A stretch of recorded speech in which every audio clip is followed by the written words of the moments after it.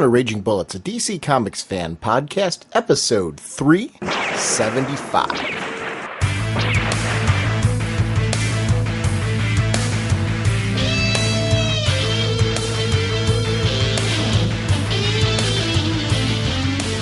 Welcome to Raging Bullets. I'm Sean Whalen, drnorge, and I'm joined as always by my co-host Jim. I need to make sure to put a fire extinguisher in my dojo, so says the sensei of the whatnot, Segulin, and the Duke of You-Know. How's it going, eh? On this episode, we're going to be talking about Batman number 25, Birds of Prey number 25, Batwoman number 25, Nightwing number 25, and Detective Comics number 25. Did I say Batman 25 or 26? I think you said 25 and we did 26. We did 26 for sure. We're on the current issue of it. So we are going to be talking about Zero Year, which has just been a terrific event. As always, we are proud members of the Comics Podcast Network and the League of Comic Book Podcasts. With it being the holiday season and this being one of the last episodes of 2013, I wanted to really quickly shout out show sponsor DCBService.com and InStockTrades.com. I know we shout them out every episode. Cameron and the whole crew over at DCB Service and InStockTrades.com have been wonderfully supportive over the years of our podcast. They support a number of podcasts out there, so if you're a regular comic book podcast listener, I'm sure you've probably heard their name mentioned on more than one podcast before. That's because they really are big believers in the community aspects of comics. One of the things that I've appreciated is Jim and I knew we started this as a very niche show. We didn't think we were going to still be doing it this many years later, but we're having so much fun doing it, and a lot of that is due to wonderful sponsors like DCBService.com and InStockTrades.com, and an audience base that just keeps us coming back for more, and just the fun of sharing these wonderful comics. If you haven't been to DCBService.com and InStockTrades.com at the end of the year, I'd ask you just please to stop by their websites and browse through and see what they can offer you. If you haven't linked your digital comics accounts to their websites, consider doing it. You earn 5% more for your digital shopping purchases towards DCB service orders, but you're also helping our show sponsor. Not just our show sponsor. Like I said, if you listen to multiple podcasts, you've probably heard them sponsor another podcast or two or three or more that you're currently listening to. So, please make sure to support a sponsor that's supporting the podcasting community. I just think it's a great way to give back something to the people that are keeping us going. So I just wanted to really shout them out and thank them at the end of the year. Remember, DCBService.com is your source for comic book pre-orders. InStockTrades.com is your source for hardcovers, trades, collected editions in general. To make sure to stop by both of those sites and see if there's something there for you. And I just wanted to say at the end of the year, thank you for another great year of sponsoring our podcast and so many others. James, what kind of a podcast are we? Raging Bullets is a spoiler podcast. We go in-depth into plotline, story twists, and whatnot of the comics we're discussing on the show. So, if you haven't read the books, you may want to come back later so you can better enjoy the show. Gesundheit.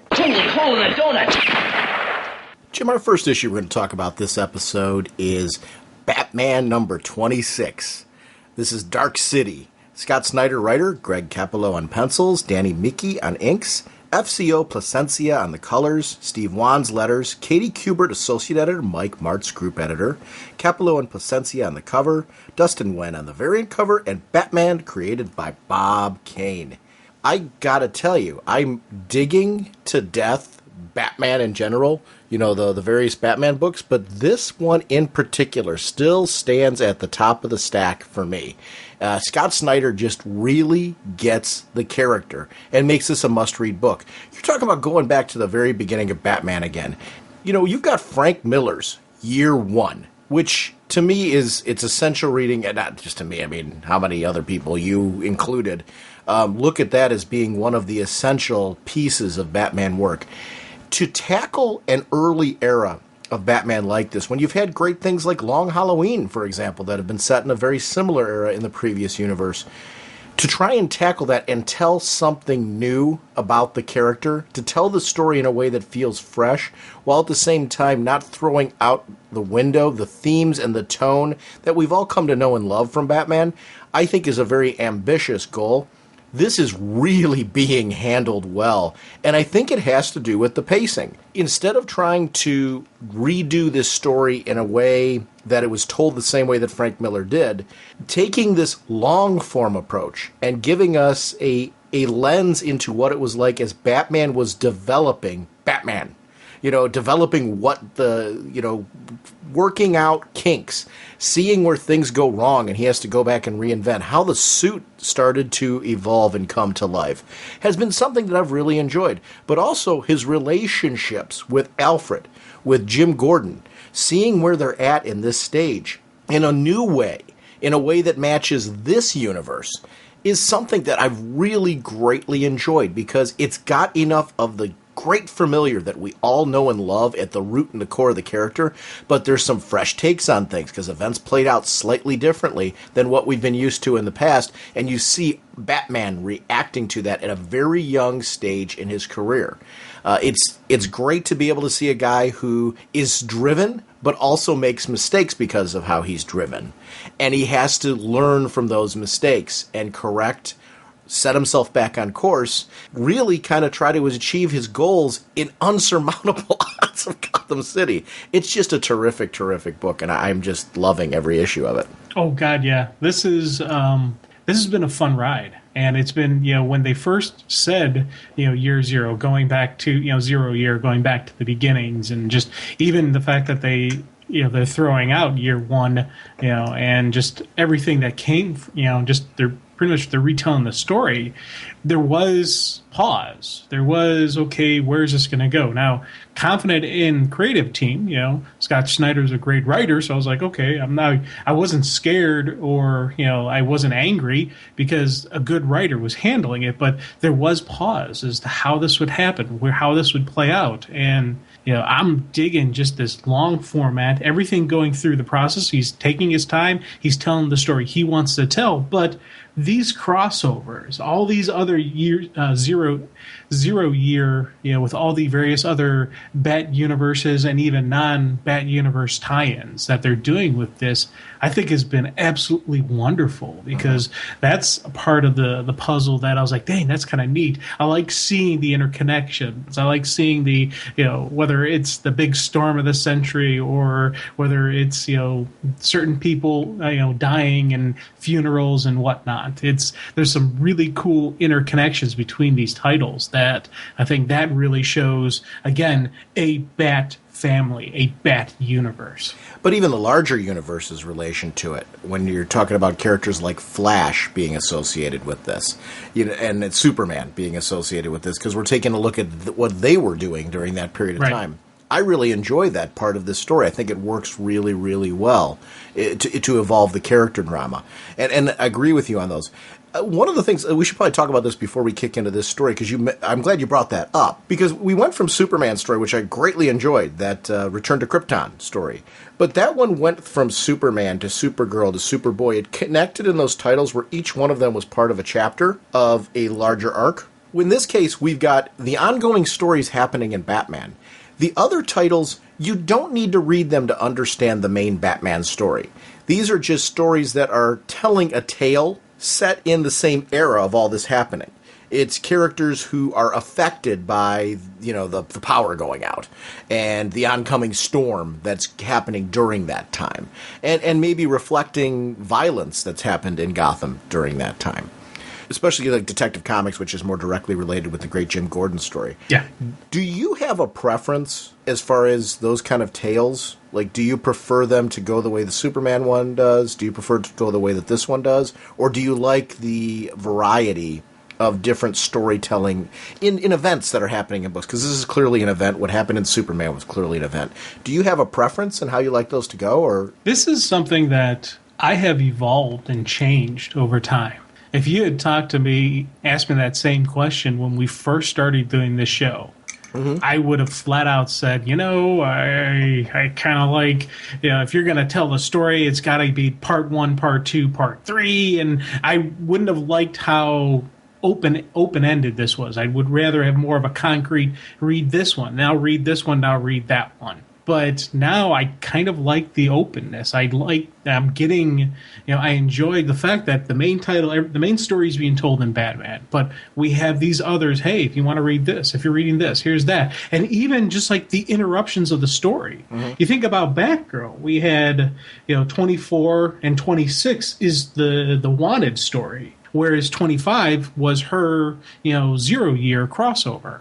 And I guarantee in the past that would have annoyed me, and that would have been like, what? I would have been lost. But now I'm like, no, this is a cool bit. It's in there. Now here's the issues that fit in. And so I think it's, just me changing and I guess it's, I don't want to say I'm getting older and wiser, but it's not because I'm not any wiser, but it's just, I think, perspective. And I've read a lot of stories where we've had some really cool stuff that have come out that way. Now, I loved, the way they did it in Superman. I still enjoy the fact that you get this piece, that piece. But, when it's told correctly and when the actual, this is, again, one of those editor things where the group editor, Mike Martz, did a wonderful job with keeping everybody, online, everyone in sync with each other. And the stories and everything, the characters, the Bruce Wayne in one book is the same as the Bruce Wayne in the other book. There's nothing that's standing out making me go, oh my God, what's going on there? And Gotham in one book is the same as the other Gotham. You get that same vibe and that same feel. So I think now I'm enjoying this story type for this, the way they handled it. But if they were to go back to, part 1 is here, part 2 is in Batgirl, part 3 is in, Nightwing, I would just, eat it up as well. It's all about the story being told, how it's being told, and, the creative forces behind it. So I didn't really give a solid answer there, but I did. No, you did. It kind of matches my thing. And I think a lot of what you were saying there was, you mentioned story. And I used the Superman one on purpose because I threw out one that I knew we both enjoyed greatly. But they're two very distinctly different approaches to having multiple titles involved. This one has singular one-shots that are taking place during the same time frame as this storyline, whereas the Superman story is the clear part 1, part 2, part 3, part 4. I think in both cases, the reason why I wanted to mention it in that light, they're both stories that I knew you were enjoying this one. And I think story enjoyment, if the story's well done, you can play around with how you tell it because it makes sense to the story. This would not make sense to jump this from part 1 here to then all of a sudden go over to Flash, then over to Batwoman. The stories just wouldn't make sense that way because they aren't in a chronological order. And I actually quite liked that I knew those were Zero issues. I'm not a big fan of interruptions, like the Batgirl Wanted. I love that story. I wanted to see the ending of it. Yeah.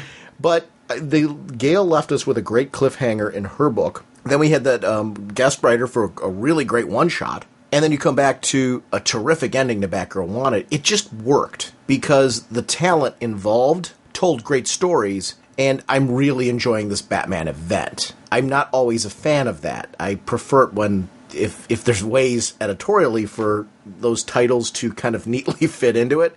This, because it's an out-of-time story, though, it can't work like things like Court of Owls did, where that was happening, quote-unquote, real time, where you could have the other titles happen at the same time. So I was a fan of how this worked because the story's not set in present day and was telling us things we didn't know about any of these other characters. I love the Flash piece. I love Batgirl, love Nightwing.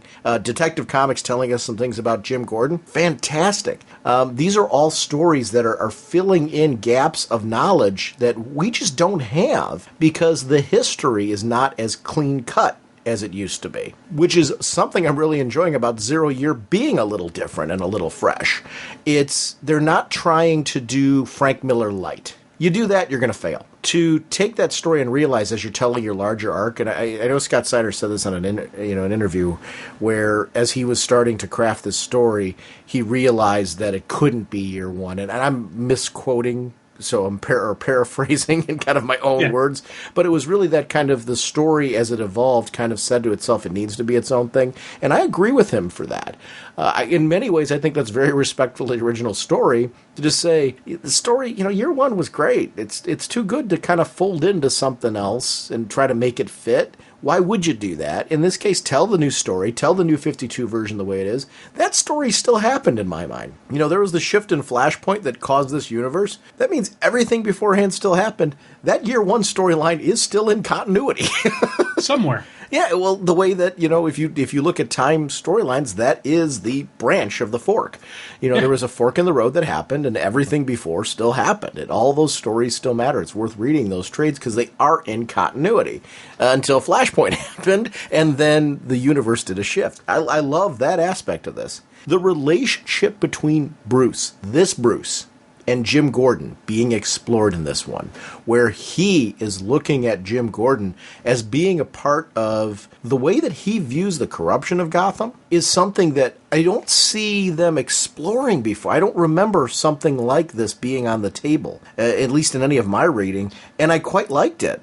That was something that kind of, I was like, when I was first reading it, I'm like trying to figure, is this a cover that Bruce is doing, or does he actually 100% believe that Gordon's a corrupt cop? Because I'm so used to Bruce knowing that Jim Gordon's the one honest cop, and it's that, taking the line from the movie, it's just you, now there's two of us, it's that whole Batman and Gordon together, taking on the corrupt system. So seeing Bruce not like Gordon, see him take the gun and put it to his face, those were some holy crud moments for me, and just the anger and rage that Bruce had. I was like, that's cool, because knowing where eventually they're going to go, knowing where eventually this is going to play out, and the relationship and the friendship and the respect and trust that's going to happen. I'm looking forward to seeing that happen. I'm looking forward to seeing that moment where it starts to turn and Bruce realizes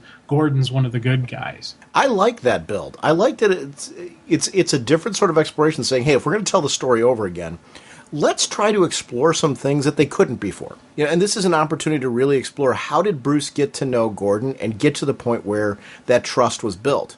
We're going to get to see that develop. I want to see that develop, because this storyline is exploring it. And that's where things like the Nolan films, one of the things that I really liked about them, they played around with some of the continuity, but they kept to the core what really works with Batman. So you get a chance to see an exploration of some of the psyche of the characters in a way that you don't normally get to see them. This is also doing that. When you think about that, we've seen that origin very recently. The Batman Begins whole trilogy there. You saw a great origin story told there.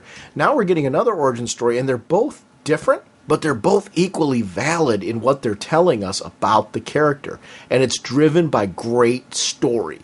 This is something that I really enjoy. And characters that are really important to us. Alfred's bits in all of this, I think, are really great. I've been playing, I beat the Batman Arkham Origins. I'm actually going back and playing it on the harder difficulty now. But in that particular one, it jumps back to the early years of Batman as well. And Alfred has a similar relationship to him in that game that he has in this book. When I say similar, it's not cookie cutter to this. It's the game universe's telling of this. But it's great seeing, an Alfred who, because this Batman thing hasn't quite been established yet as a way of operating, I could see an Alfred saying, you're kind of my surrogate son here. I took responsibility for you, from your family. What you're doing right now is going to get you killed. This is very dangerous. I don't know that I agree with it. And there's reasons why. I thought you were doing this, and you keep extending it, expanding it. It's going farther. This is not what I thought we were signing on for. I like that check and balance. He's trying to feel out what this situation is, while at the same time trying to be that supportive surrogate parent. That type of relationship between Alfred and Bruce feels very natural to me. Again, like you mentioned earlier with Jim Gordon, I see that evolving to the relationship that we know and love, but you want to see that grow over time, and we're seeing that happen in this book quite well. I like that. Oh, God, yeah. Alfred, again, the two characters that we always, look to for an insight. Our insight is Alfred and Jim Gordon. And throughout all of this stuff, we're getting some great Alfred moments, some great Gordon moments, and just I'm liking the this introduction to Lucius Fox. Again, another character that he is playing such a strong role in the Bat universe, in the Bat mythos, that I'm glad to see them give him some screen time, give him some time in there, and not just through the the Batwing stories, but in the main Bat title as well. I really love, one of the things I really love about Carl. I find him immediately likable and engaging with his personality. Carl, what is going on with Carl? for as long as I've known you, I was like, what the heck are you saying? I was waiting for your reaction to it, and I just couldn't keep it going because I'm looking at Carl shoving like this needle into the ear of Lucius Fox, God, yeah. and I'm sitting there, I'm like, I want to keep going with this because I had intended on going farther with it, but when I saw, it's one of those things, where you flip the page at the wrong time. I flipped the page and I saw that, I'm like, I couldn't even keep going with this. With those teeth. I like this Lucius Fox because it goes to what I liked about the Morgan Freeman version in the film and what I've liked about classic Lucius Fox as well. The idea that Lucius Fox isn't just some dummy. He knows what's going on in research and development. He has realized when things are going wrong and tries to do something about it. The idea that he had his own kind of mock-up vaccine ready to go fits very much what we knew about him in the Batman film universe, and I'm glad they're bringing that into the comics here and keeping that a part of the core character. I think we've seen the character evolve that way in the previous universe as well, but there's something about it being at this stage, especially with how the ending was at the end of last issue, that I really quite loved, because Bruce can't be Batman right now. And there's an importance to having a Lucius Fox step up. This also is an opportunity to build the relationship of trust that Bruce has with Lucius. Because when you see Lucius taking on this role here and stepping up and going the right way, this is going to make him a trusted ally of Bruce later. Yeah. This is something that I just think is really being well developed in all this with its pacing. This Year Zero storyline can go on as long as Scott Snyder needs to tell the story, as far as I'm concerned, if we're getting this kind of knowledge and connection with who these characters are in their past. Because I think this is really important. I'm hoping there's other characters in the DC universe that might be able to get similar treatment, because I'm really liking this. Oh, God, yeah. Yeah, and the panel I really liked with that whole sticking a stickle needle in his ear. Mm-hmm. The second panel right after that, where Bruce is hitting Bone Fingers with the pipe, and you look and you see Lucius, and you could see this needle still sticking out of his ear. Uh-huh. I was like, for me, that's something they didn't need to do it, but when I noticed it, I was like, oh, that's kind of cool. That's a nice little continuation and just keep with the continuity of what's going on. And then the next panel, you see Lucius on the ground with his arm up, which to me looks like that's the scene where he's pulling the needle out of his ear. So they kept that one piece of the puzzle still, piece of the story, and they kept with it through 3 panels. Did they need to do it? No, I just would have assumed he pulled it out of his ear, but I like the fact that it's the side pieces, it's the little under part of the panel that you see that. I was like, that's cool. Keeping the story going. Those tiny details, they take the artists and the creative team in general just a little bit more time, but they add this sense of motion that is something. When we had Freddie on, we had a chance to talk about that, because I'm a big fan that he does that in his artwork a lot. Just those little things that keep you feeling like things are really moving in real time, and they help you fill in the visual blanks in your mind of the imagination of watching the hand go up, do all that. They're the little tricks that keep us moving in a static environment. I really like that. Bruce having to find a solution that doesn't reveal that he's Batman, especially at this young stage, is something that I really quite enjoyed. Using the belt to get the jet engine to the point where it could give him a little advantage there was something that I thought was really great, even with the cheesy line. Yeah. Even, you know what? I took it to the fact that he's young and still trying to get the groove going. This is not completely, but also the fact that this is a good cover for him as Batman, because Batman would never say cheesy one-liners like that. So this is, again, more cover for that Bruce Wayne is not Batman. Amen. And I wasn't critiquing it. I love the way that you presented that was great, because I totally agree with you on that. That's what I love about it, because it was Bruce Wayne doing it. Yeah. I probably would have felt a little differently with him with the cowl on. Although I don't know. Yeah. I would also go with what you were saying with the being he's at a young stage. So there's certain amounts of leeway you can give to say that he's not quite that guy yet. And it really works here. Now, how tough is this guy, because one, we've seen him take some massive blows, but he was thrown in a jet engine and he came back from it. That is one heck of a healing regeneration bone thingy that they've got going on there. Now, obviously the side effects aren't that pleasant, but still, if they could figure out how to fix that, that would be a really neat thing to have. Now, Gordon comes and rescues him, and I really liked that bit. When Bruce is locked up there, who was on the phone? Your father's on the phone. Was that Alfred? Bruce?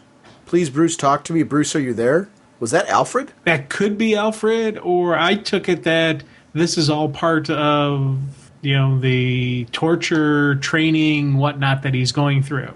And to be honest, that person may not have actually been there. Okay. Or there may not have actually been a voice, or that could have been any number of things. But when I first started reading that, a couple read-throughs, I'm like, okay, that's his early training, one of the meditation things. So that's where I kind of started thinking maybe it was just a person on the phone. But the fact that he knew who it was had me going, and I was leaning towards Alfred, just because we know Alfred was looking for him when he was on his walkabout. But I'm still not. I don't know. And I could see it being the way it's funny, I wasn't thinking the way that you said it, where it could have been in his head, or they could have put a voice there or, suggestion there because of the deprivation to mess with his head, knowing him that way. I don't know. Any of those options would have worked for me. I wasn't thinking of it the way you were, but I really liked your presentation there. I don't know. It's an interesting story. I like that it's just a one-page thing giving us a little bit more of a view. You know what? It's what I like about Arrow right now. I like when Arrow does those flashes sometimes, and they're really quick things that you have to, along the way, connect. Like, that ended and went back into modern day, and now we're seeing what's going on with Bruce. The reason why I took it that it was Alfred, and the only reason why I took it was Alfred, was because, Bruce, are you there? Bruce. And it's Alfred who is talking to him there. But I could be wrong in making that connection. It could have been just, he was, like you said, it was in his head or something else, and it came over there. I don't really have a preference either way. I just thought it was a very cool storytelling technique, especially when we see that he's cuffed to the bed. Yeah. Which, you know what? That's kind of a common practice when there's questions that the cops want some answers to. And I thought that was kind of a funny moment that, that he was, okay, it's time for us to talk now. We're going to actually have this conversation, whether you like it or not, because you're handcuffed to the bed. The trench coat comment was pretty critical, because it goes back to another story where Bruce was there and he saw what was happening with Gordon. With the fact that his partner went and took a coat, and you're in a tough position there. Like, I feel for Gordon there, but I understand Bruce's criticism at the same time.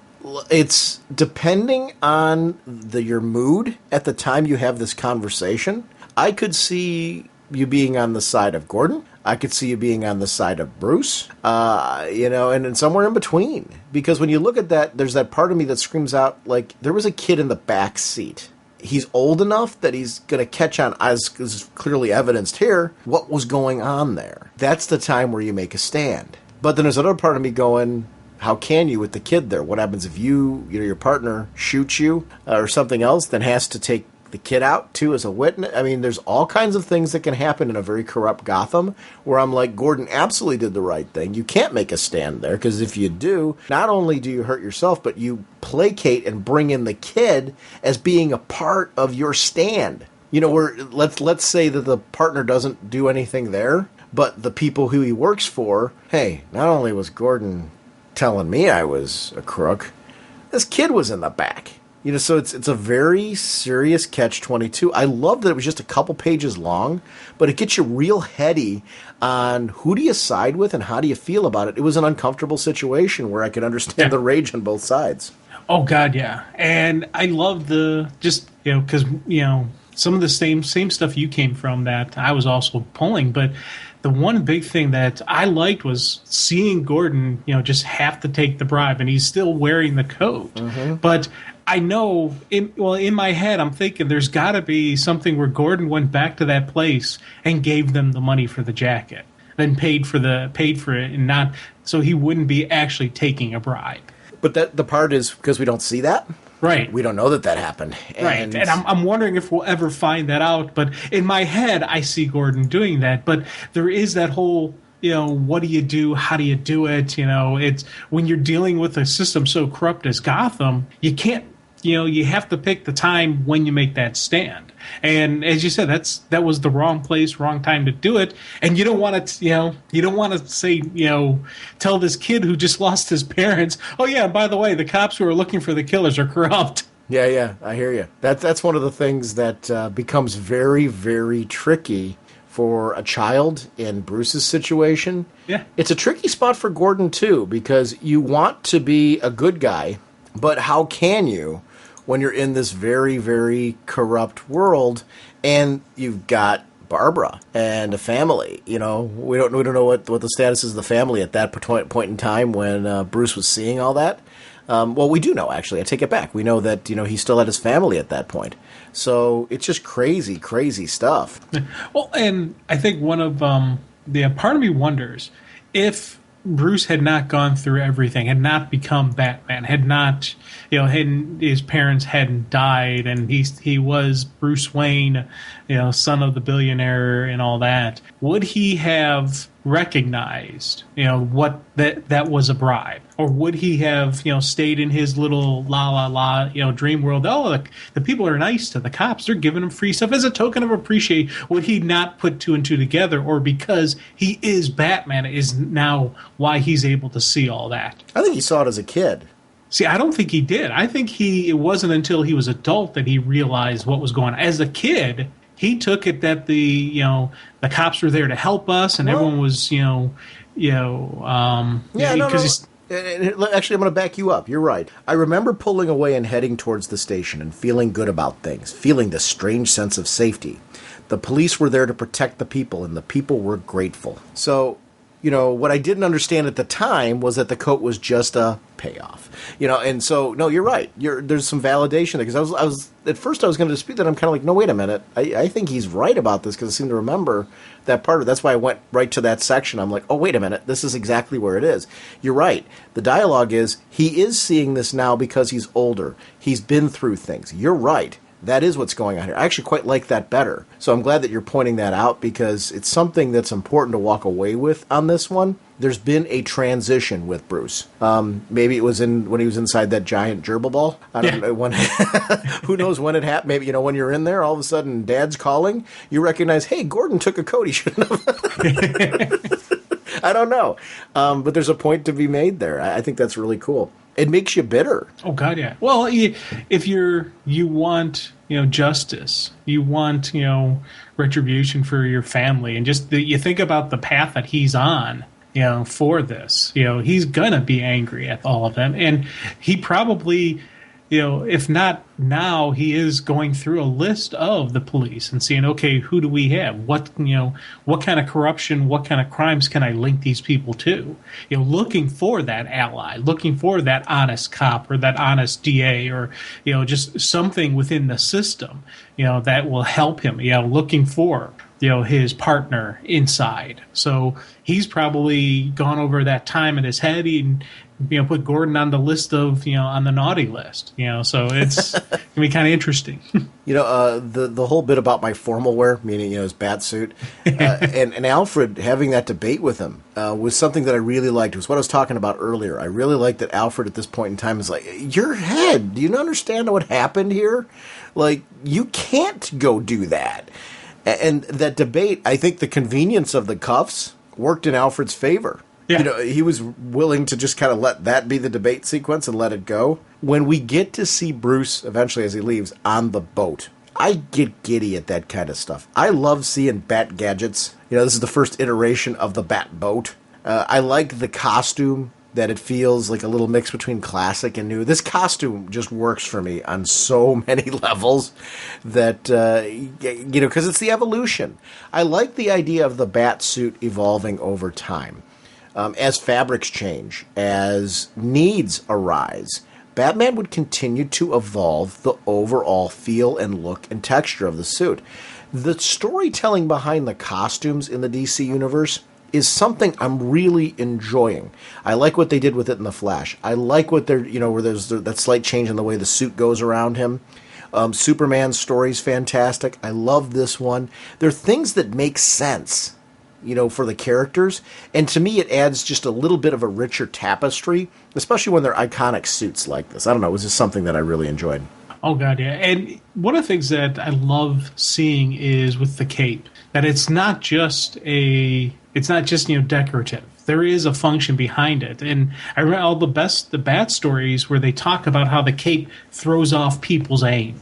And when you're shooting, when he throws up the cape, it's not a bulletproof cape. These bullets are flying through it like a hot knife through butter, but it is throwing off their aim. It is throwing off the fact that they're not going to hit him center mass, or they're not going to hit the vital organs because of the cape. And I think that's something that's going to be kind of neat, and seeing further development on that is, again, something I'm enjoying in the Zero Year. As Bruce goes and invades to try and get to the bottom of this storyline, and we see Mr. Deeds, I turned in my 2-week notice immediately because you see the rest of the employees having similar issues. Yeah, that's not good. This kind of stuff is, there's things that rarely freak me out. Anything where you're altered, to the point where something like this, your mind going, a major physical alteration, something like that, that stuff gets like truly creepy to me in a level that being attacked by one of these creatures doesn't. It's the idea of being turned myself into that you can be injected with something and that could turn you into that. The Lucius Fox sequence with the injection in the ear freaks me out, because it's like once that's injected in you, it's out of your control unless you happen to have Lucius's vaccine. So, and it's from the sound of it, once you get injected with this, at least the way it looks like, it's pretty hopeless, I think. We'll see what happens. It's looking like, it's one of those one and done type of weaponry. And we've got a Batman now who's being attacked when he was really just trying to help. This whole sequence leads to why he would need to have body armor. Yeah, again, that's the evolution of this costume. Mm-hmm. It's kind of neat how it's playing out right in front of our eyes. And I really, really am a fan of that stuff. Is this, do you, when you have a storyline like this is derailed Batman as a title being in current continuity, it's now completely set in the past for the foreseeable future. I don't remember how long this story was supposed to be. I have my own reason for not caring, which I'll throw out. It's because the story's so good. I don't care if they take 2 years to tell this story. I will gladly keep reading. I know it's not going to take that long, but I mean, it's one of those things where I want this story to finish when it's ready to be done. Do you feel that way? I mean, do you like it eventually to jump back in current continuity? Does that kind of thing not matter to you when it's this kind of story? Where are you? How does that work for you? We got so many Bat titles that I'm cool with them taking their time with this. And, it's like when I think about with Superman, I always want Action Comics to be old Superman and tell us the backstory, and then use Superman for the modern storytelling. I like when they do that dichotomy with that character. Same thing they can do with Batman. Let's keep Batman in the past, Detective Comics, and the others are present day. I wouldn't have an issue if that was the doctrine going forward for the unforeseeable future. Or if they say, no, we'll bring them back to the present when this story's told. I'm like, oh, okay, great. Give me a good story. That's all that matters to me. I want, let these creative teams do what they're going to do, how they want to do it. Let the thing flow out naturally. I agree. That seems to work for me as well. Jim, I want to talk casually about some of the tie-in issues, the ones that are echoing this. And a book that I wanted to start talking about that you actually threw this one on the table saying, let's make it a point to talk about Batwoman. We got Mark Andreyko on as a writer, and you and I were big fans of Mark Andreyko from Manhunter days. I mean, that really was the title that made him a name for us that we were really drawn to. When I heard he was coming on Batwoman, I was very worried because I love this book. So I didn't know who was going to be coming on board. When I hear a name like Mark Andreyko, I'm like, oh, he gets it. Yeah. We're okay. This is exactly the kind of writer that I want on this book. This 0 Year issue was really great because I felt this had a lot of reveals that I didn't know. The relationship of Kate Kane to Bruce it's kind of like duh with the last name, but I don't remember that being the case in the previous universe. I don't remember them being related. They knew each other because they were socialites. Am I right? Thank you. I was thinking the same thing because, with obviously the Kane family, but I never remember them flat out saying, yes, this is his cousin. Or I, for some reason, I had it in my head that it was just a coincidence that the last name was Kane and not that she was a member of the socialite family. And partly because I was seeing her as the daughter of the general. I wasn't seeing her as the rich family and with that family that comes from money, etc. So I was glad that, to hear you think that, because that was something that kind of caught me by surprise. I'm like, oh, duh, yeah, of course, Kane family. But it's the ma, or actually, the dad. Dad is the bloodline, but it's kind of interesting. Well, here's the thing. I don't know that in the previous universe this was the case. I think this is something in the New 52 that's new. At least I think, because I thought their interactions in previously, Kate Kane knowing Bruce, was because of more the financial situation, social circles. They had known each other because of that, but not really well. I don't know. I never got the impression that there was a family relation there.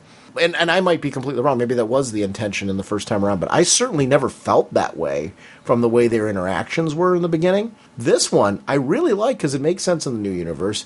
It establishes Kate Kane and Betty Kane being a part of the Wayne family. It's a nice old school nod to the Silver Age of Kathy Kane and Betty Kane being tied to Batman and Robin in a way that doesn't detract from the forward momentum of their stories and how they are vastly different characters from that old universe. I'm very cool with that. It worked really well in this story because I like the reference to why we don't see them socializing with the Waynes much. Yeah. Because they're the part of the family that can get a little eccentric, so to speak. Yes. Even when Kate mentions the fact that, at one point in time in the party, that was kind of the get out of my house politely. Yeah, that was the nicest get out of my house I've ever heard. And, I love the fact that she caught that. Everybody else saw it as, oh, okay, they didn't, or if they didn't catch it, no one would comment on it. But she noticed what that was. It's one of those things where she's, has the observation and she looks at things differently, looks at Bruce a little bit differently than everybody else. And I love just kind of getting that, that vibe and that feel from her just because of who she is, what she goes through, where, where the character's been and, everything that's going on with her. Just we got the military connection. We've got that type of lifestyle. We've got the father. We've got her personal stuff that's going on with her that we know, but nobody in this universe knows. So there's a lot of reading people and getting the vibe from people and just that initial assessment. And something triggered when she was talking with Bruce. Something triggered that she's like, okay, there's something else going on here. I liked when they were talking by the gravestone, and she's talking about, with what's happened to your parents, with Uncle Phil, with my mom. Do you wonder if there's a curse in the family? That would be something that would, be kind of a logical question. That funerals get very dark, and I've been through one recently with my family, and you tend to connect things that maybe you shouldn't. I liked Bruce's response. Murder isn't a curse; it's a crime, and that shows an evolution of him. In spite of what we know. Yeah. It's the Batman in him coming out. And it's one of those things that Bruce the older Bruce would never say something like that to anybody. Just because, the older Bruce is always in character. The older Bruce always has that disguise unless he's with somebody that he completely trusts. And I wouldn't feel that he would. The older Bruce would trust, his cousin, just because he can't, he's got to keep that guarded on who knows the secret. And I thought that, again, was a cool statement of young Bruce. Something that older Bruce would never say, but young Bruce would. And I thought that was, again, just that kind of cool notion and just the interaction. I like that this book, with having the creative shift, has still kept a unique coloring and visual presentation that makes it feel very Batwoman still. I gotta say kudos to the art team, because I just think they're doing a really great job of keeping this book feeling that kind of, because Batwoman's always had kind of a unique filter to its visual style, if that makes sense. Yes. And I think that they've kept a unique filter. It's their own. It's definitely shows that there's a new creative team on the book, but at the same time, it still feels very uniquely Batwoman. There's just something about that I wanted to point out, because I think I've enjoyed that aspect of it, that it's a Bat book, yes, but it feels like its own entity. It doesn't feel like it feels like it's a cousin to a Bat book, instead of being directly tied into the Bat universe like some of the other titles too. And I mean that completely as complimentary as you can get, because I think that's really important when you've got so many of them, to have that book just have a very different lens to the rest of the titles. It's what sets it apart. I get a very different reading experience. Here's commenting on it with a book that's on my top of the stack every single month, Batgirl.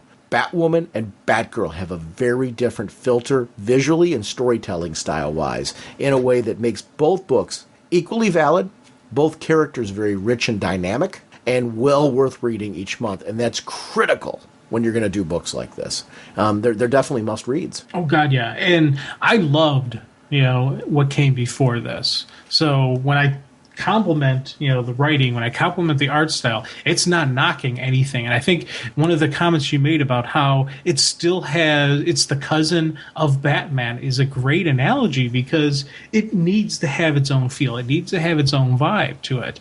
But, visually, this is, it is still a little bit different. It's still a little bit out there. It's not what it was before, but it's not what we're seeing in your other Bat titles. So I kind of enjoyed that, and I'm kind of curious to see where this goes through with her in costume, and as we start seeing her interacting in costume, just the present day description and the present day artwork of these characters. The sequence where Bruce is talking about justice and the need for it, then leading to Dad talking about, hey, remember, you're home on the weekend. This is time to set the soldier aside. But that's not who she is.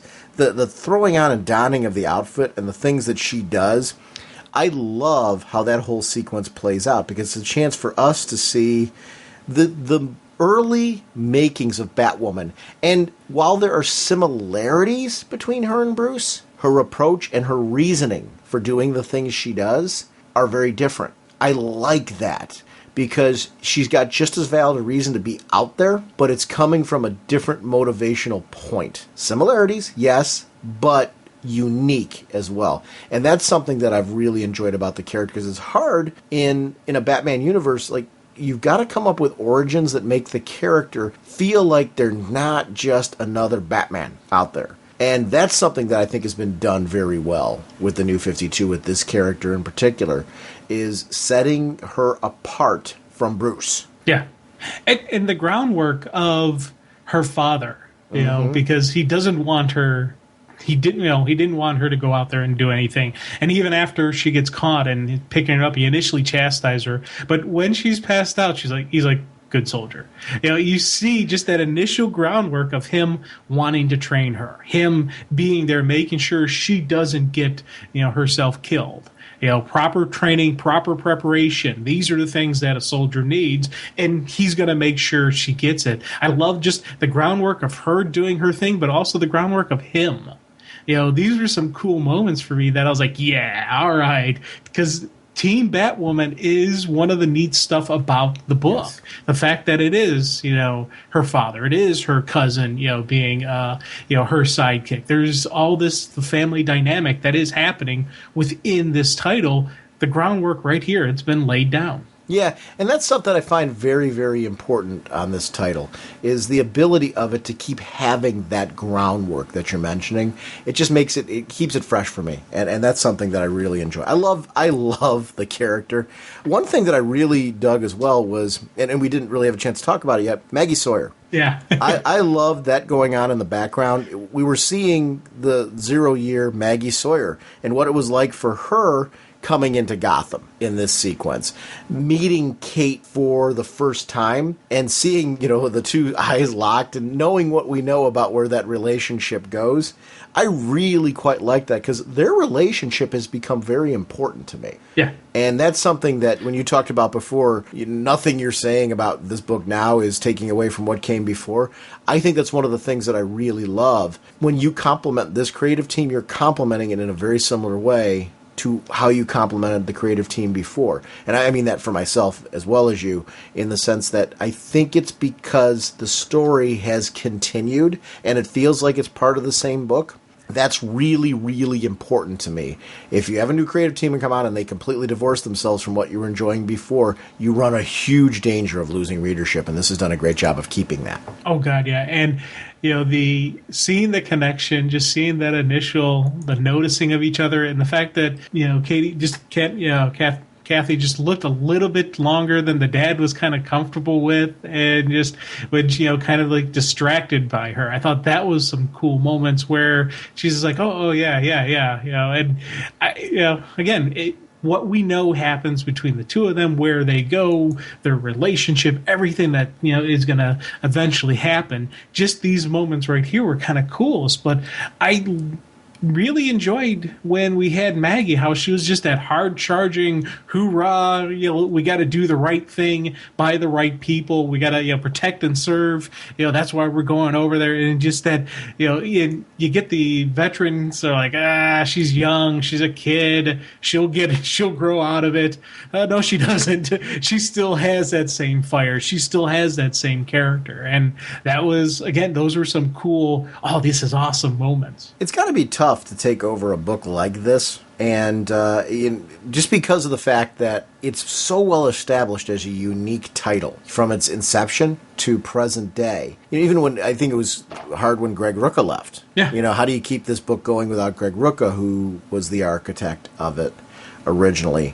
I think they've just done a great job of maintaining what I think has kept the character very, very interesting. I'm just so glad this book is on and doing what it does. Yeah, it's one of the things I really enjoy about this book, and it's something I've enjoyed from the beginning, that we really do get the feeling that this is a normal person doing this. This isn't a superhuman. This isn't a Bruce Wayne who studied for years and think. This is a trained soldier, yes. This is someone who has had special ops trainings, who's done, a little bit beyond the everyday normal person, but she's still not a superhuman. She still is going to get hurt. She's going to take her bumps. She's going to take her licks. And in these early stuff here, we see that. We see her throwing down with some idiots, and if you got a little bit of training and you're going up against idiots, guess what? You're going to take them. So I like the fact that she did wipe the floor with those guys, but they did have the equalizers in the guns, and she had to bob and weave. She had that kid she had to protect. She had everything going on, and she even took a couple shots. She got a little damage,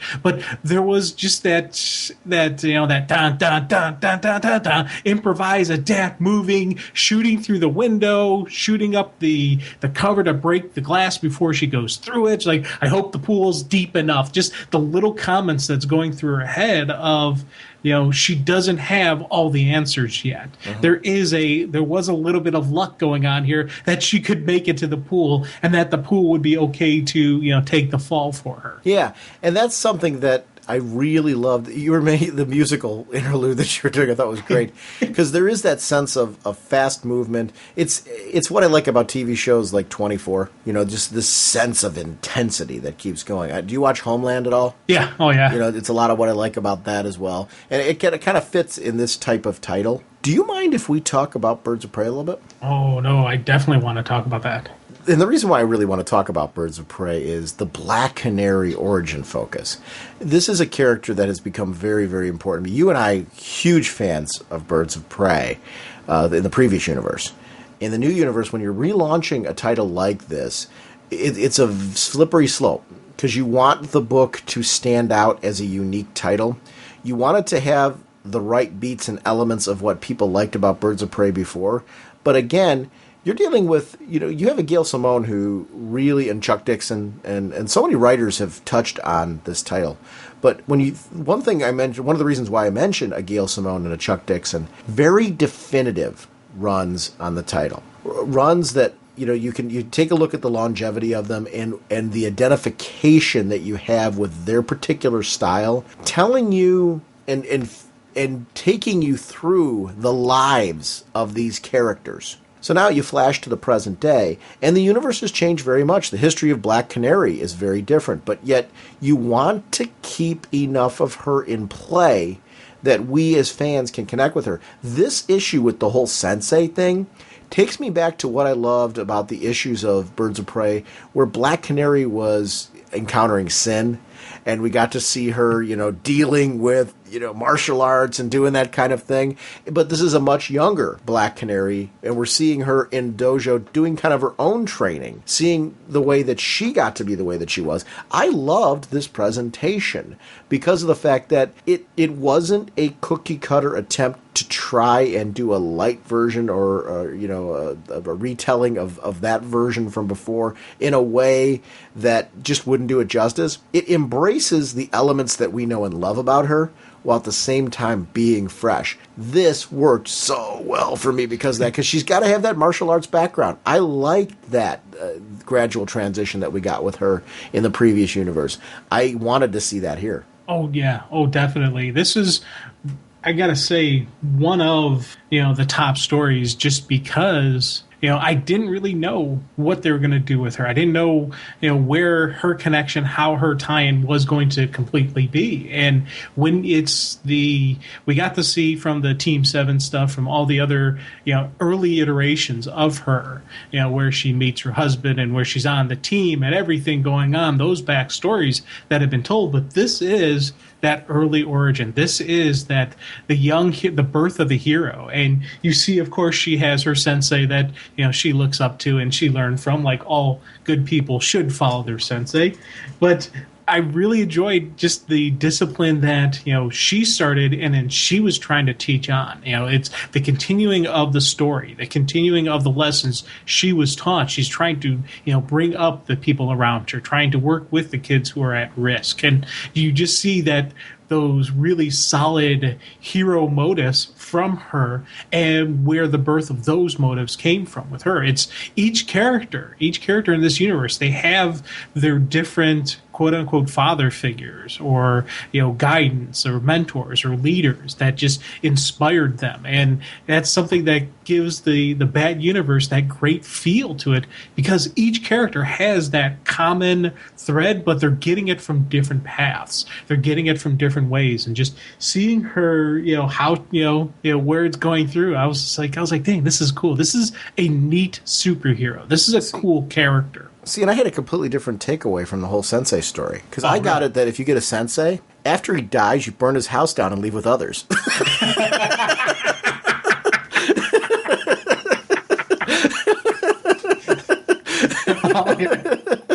Outstanding. That's a good one. Hold on, you know what? You get a from that one. No, I really agree with you. I liked the whole relationship with her and the sensei because it was built on respect. And I liked that she came to him with an uncertainty, but it was through his example that was a slow, calm. To me, I've never had the experience with martial arts. I've liked a variety of martial arts movies and games and stories involving martial arts. I've liked Batman's training with a martial background. I like the sense of discipline that comes with when you tell these stories right, where you get to see it's not always about punching and kicking. It's about a swagger. It's about a way of carrying yourself and looking at the world with an objective lens and a disciplined lens, looking before you leaping. That type of thing, which a lot of times gets lost when, if you're just thinking of the fact that, well, when you're a martial artist, you can punch and kick and, break bricks and all that kind of stuff. If you take all that out of it and just go, yeah, that's a piece to the puzzle, sure, but it's also about you become this deadly weapon. You need to know how to control it, when is the right time to use it. Much more critical and much more important than somebody who's got a punching bag at home. Because you know how to target people, target areas on their body to do really maximum damage and things like that. There's a responsibility to it, But also, because you're disciplining yourself through that, your life becomes much more disciplined. I've always liked that concept. The sensei character I thought was so well written in this. I really quite enjoyed him. I was sad when you knew it was coming at some point, and obviously for obvious reasons with what he died with cancer, I get a personal connection to that as well. But even if I didn't, from that standpoint, the loss of the sensei at that moment, I really felt like, wow, he's bringing a balance to her life. I love that he took her in and recognized this was an opportunity for him to give something. And there was just something I immediately liked about the character and could see why he would have such a huge impact on who she became. That became a critical, important part of the story. This is actually, for New 52, this is my favorite Black Canary story. I just thought that for the New 52 version of this character, this is a definitive story for her, for me, where I'm like, wow, I've been really enjoying following her in Birds of Prey, but this was the story that made me go, okay, this is a validity to this character. This is a character you could see an Ollie Queen meeting and going, okay, I've got to pursue this girl, which I think is something that I always felt about her in the previous universe. I feel it very strongly right now in the New 52 with this character. And I like the new version of her. She's very strong. She's everything that I think is the right elements of Black Canary. You tweak the origin, do all that kind of stuff, cool. When you tell a story like this, though, you make it matter, and that's cool. And it's a character that's very, very important to me. It's hard to impress me with a Black Canary story when Gail Simone did so much with the character that made me, to me, Gail Simone's my measuring stick on how to write Black Canary. So when you got a story like this that Christy Marks is delivering, where she delivers this kind of thing, I'm like, whoa, really good stuff. This was a great, great issue of Black Canary, and one that to me is one of the definitive issues, especially New 52. I mean, just, whoa, very good story. Oh, God, yeah. And it's funny because you keep talking about character and just the character. And it has that dual meaning of character, whether it's a fictional character or the character of a person. And with her, I really got that sense and that feeling of who she is, that code of conduct, that code of honor, and just her strength of character in this story, because I always knew her as the hero in the New 52. I always knew her as a cool, I was like, she was a neat character. But I didn't really get that strong sense of character from her. And this was the story that really really let me see who she is. And, it's, again, another one of those where I'm like, the more information I'm getting, the more I'm, connected to her, the more I enjoy, and I want to read more. I want to see more stories. I want to see some of her early adventures again. I want to see her current adventures, and just, this is, somebody that, I want to, around. I want to read her stuff. I want to see some more, action sequences, because these were some great stuff here with, when those thugs, when the local gang shows up at the dojo and she just wipes the floor with them. You knew it was coming. You knew those guys had no chance of taking her. And so I'm reading this going, oh, that's cool. I'm kind of high-fiving and just laughing. But then afterwards, the one neighborhood kid's like, hey, I can't stay here now. These are guys from my neighborhood. I got to go. Yes. And because of the dynamics in a neighborhood, she started losing people over that taking a stand, because they can't be in the dojo. That she can't protect all of them. They know what they have to do. It's part of the neighborhood culture. Just that's the politics of that neighborhood. One of the things that I really enjoyed about this, that it wasn't just all of a sudden she made the dojo better. It was, she was trying to carry on the legacy of the sensei. She wasn't there yet. She had to carve her own path like he did. He gave her the foundation that could she have made the dojo work? I think over time, yes, absolutely. Circumstances didn't allow for that to happen. But because of the foundation he gave her, he put her in a place where she could become the character that we've been really enjoying in the New 52. That part I loved. I thought it was really well done. And this making an issue just really stand out for me in general. I love the combat sequences. I love that Lynch notices where she's at. There's an opportunity for him to train her further now. So we're taking a character who's had some great training from the sensei, who now can be trained to a completely different level going through Lynch, but recognizing, hey, there's a talent here and there's a drive here that we can use So this is time for you to come on board. And she's in a place where you can see, where else am I going to go? Okay, we were comrades in arms just a few seconds ago. He's offering me something where my house is burning down. My house is burning down. It was just the timing and the storytelling on that was really great. I love how it just leads into Team 7. Yeah, and just her just taking the fact that there are these ninjas running around, and just she takes it all with stride. And again, she makes the initial issues, the initial errors where she can't realize, hey, why are they following me? Oh, wait, I got this thing on me. Oh, Dad, they're tracking that. And it's the young hero, not, fully knowledgeable on what's going on, but she still keeps going. And once she recognizes the fact that, even if I give this to them, they're still going to kill me because I've seen them. So there's no, I've got no option B. It's, it's fight, flight, okay, it's time to throw down. And I like seeing that resolve of character in her and just how she's laying it out. And it's that bob and weave stuff where she's like, they're better trained than I am. They've, she can tell that these guys are better fighters, but she knows this neighborhood. This is her area.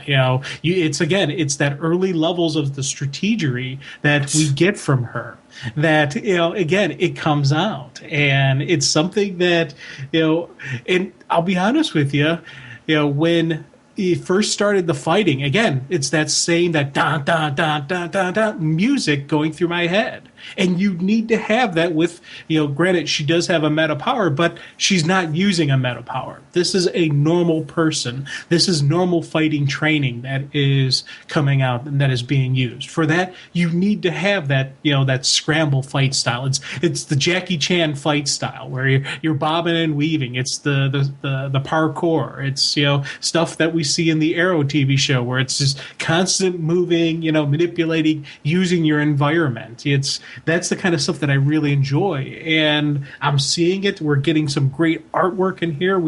This was a really fun, cool story being told. Absolutely. Jim, there's so many of these great zero-year issues to talk about, and one we both agreed that we really enjoyed was Nightwing, the story arc with him. One of the things that I really liked about this storyline in particular, and actually it applies to the Red Hood and the Outlaws storyline as well, is you're taking the characters of the Robins, identifying personality traits that they had growing up. Dick Grayson was a showman. That was part of his family traits. He was very gifted and talented. We've always known him to be this gifted acrobat. It sets his fighting style aside from Bruce. When he was Batman, his Batman operated differently because of the way that his combat style is going to be naturally different because he's Nightwing. He had to adjust the cape because of it, which was stuff that I really greatly enjoyed. So when we see him in this 0 year going back to its core, I would have trouble with this. I'm not acrobatically talented. I'm not, I've never been like a sports guy in the sense that I've enjoyed playing when we play with a group of friends, but I've never been a standout at sports. So if I had a talent like Dick Grayson showing, I could see how you could get carried away and forget that you have friends who that affects. I love that this story wound up being, we talked about this with the Black Canary issue of Birds of Prey. This is, again, character drama, character development, where we're seeing a character who, I don't know that he's necessarily, he's not trying to do anything wrong. He's not trying to hurt anybody. He's proud and enjoying himself, but sometimes you take that too far and forget the others that are surrounding you, and the fact that when you're doing that, it turns quickly into a sense of bragging, or even a sense of, leaving behind those that you could bring up while you're doing it. Don't forget to give your friends a turn. Don't forget not to upstage, so that way they're a part of it. And that was something I really greatly enjoyed about this storyline. It was a little bit different than what I'd come to expect from a Dick Grayson storyline, yet it felt very true to him. Oh yeah, and it's again the birth of the Dick Grayson that we all know and we love. He's this team player. He's this sensational. Nightwing is awesome, but he was always that person that everyone trusted. He was the hero that other heroes would go to. And seeing that where this comes from, I always in my head took it because he's part of the Flying Graysons. He's used to a team dynamic and this and that. But seeing these moments of him as a young kid, where the birth of that team dynamics comes from, it comes from the fact that he did snub his friends. And then later on, he realizes and he sees and knows what it's like to be snubbed by the rich kid, and knows what it's like to be, have these people, part of a team, depend on him. And he's got to step up and do the right thing. I thought those were some really cool moments that it's that the molding of childhood. It's the molding of the character of the hero. It's the birth of Nightwing in these moments. The birth of that person that becomes Robin, becomes, that support, piece for Batman. All these things that are laid out. And then in the back of my head, I'm still thinking, oh yeah, this is the guy who is being groomed to be a Talon. And this is the guy that the Court of Owls wanted to become their next assassin. And all these stuff where you see him and his friends reacting, knowing what's going to happen to them, knowing what's going to happen to Haley, Mr. Haley from the circus. All these, kind of stories are bouncing in my head as I'm seeing this young, high-flying kid who was like, oh man, this is some neat stuff. Yeah, I agree with you. Especially I like when the dad and mom are kind of like analyzing him. Yeah. Kind of taking a look at his situation. This is why he's going to the movies alone. He's alienating his friends. I like that was the way this whole thing started off, with him alone in the theater and the events unfolding, and they jumped back. Parents being good parents. I liked seeing the relationship that dad could have with him, where dad's, hey son, you got to learn from this. This is what's going on. We don't get a lot of chance to see his parents, because of usually what we see is the start of the tragedy, and then Dick Grayson dealing with the tragedy with Bruce. Stories like this, where it gives us an opportunity to see what it was like for him to be a son of them as parents, and to see that they were good parents, and that he wasn't always the perfect kid, as no one is. That this is what it means to be a parent, to have those moments where you got to have those conversations. It ultimately made him the good guy that we know him to be. Those are great sequences to me. I think, I feel the same way with Bruce. I feel the same way with Clark. Seeing these parents that were such a foundation piece to them gives us just a different lens. And in particular, I don't feel like we get to see it as much as we should with Dick Grayson. I love these opportunities. It's very well written. And just for the record, I was a perfect kid. So just, you say none of us are, I was. But that's a whole other argument and discussion that we can go in later. But this is why when you pass away, your house will be burnt down. But one of the things that kind of got me in this, and this was something that I don't know if I ever really thought this, but you think about how Dick Grayson handled the death of his parents, and how, he remembers them, but he doesn't brood over it the way Batman did. And we see these moments of, and I know, Dick has brought it up in the book about, he's talked to Alfred about, hey, should I be like Bruce? Should I be as brooding? Should I, it's... With this, we see an older Dick Grayson interacting with his parents, and we see him with having these life lesson moments, being grounded and being praised, and just the love and support that family gets. And you kind of understand that when his parents died, it was tragic, and it hurt him, it affected him.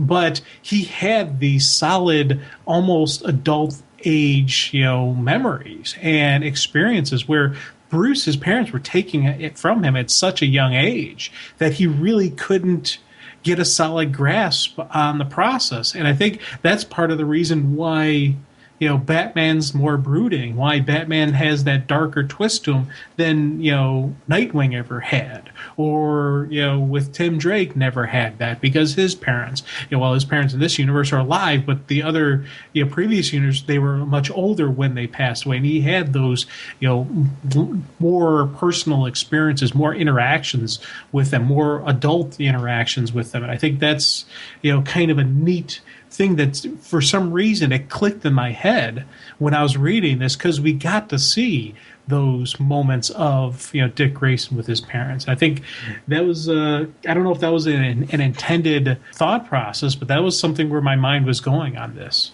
I liked the CJ bits after the movie theater where CJ's with them when it serves its purpose. But when the other one gets hurt, it's like, forget you, buddy. But Dick Grayson steps up, and it goes back to what you're saying. And actually, you're a great example because you got terrific parents. They've been there, and they've instilled morals in you and a sense of a code. And that's something that I think when you take a look at this story, CJ, obviously something was broken along the way to a certain extent. He seems like a relatively normal kid, but CJ looks out for himself and doesn't have this sense of, hey, we've been comrades and we've gotten through it this far together. We should stick together. It's kind of like, sorry about your leg. Bye. Sorry about your luck, man. And, oh, yeah. Dick Grayson turning that into, hey, I haven't been a team player back at the circus.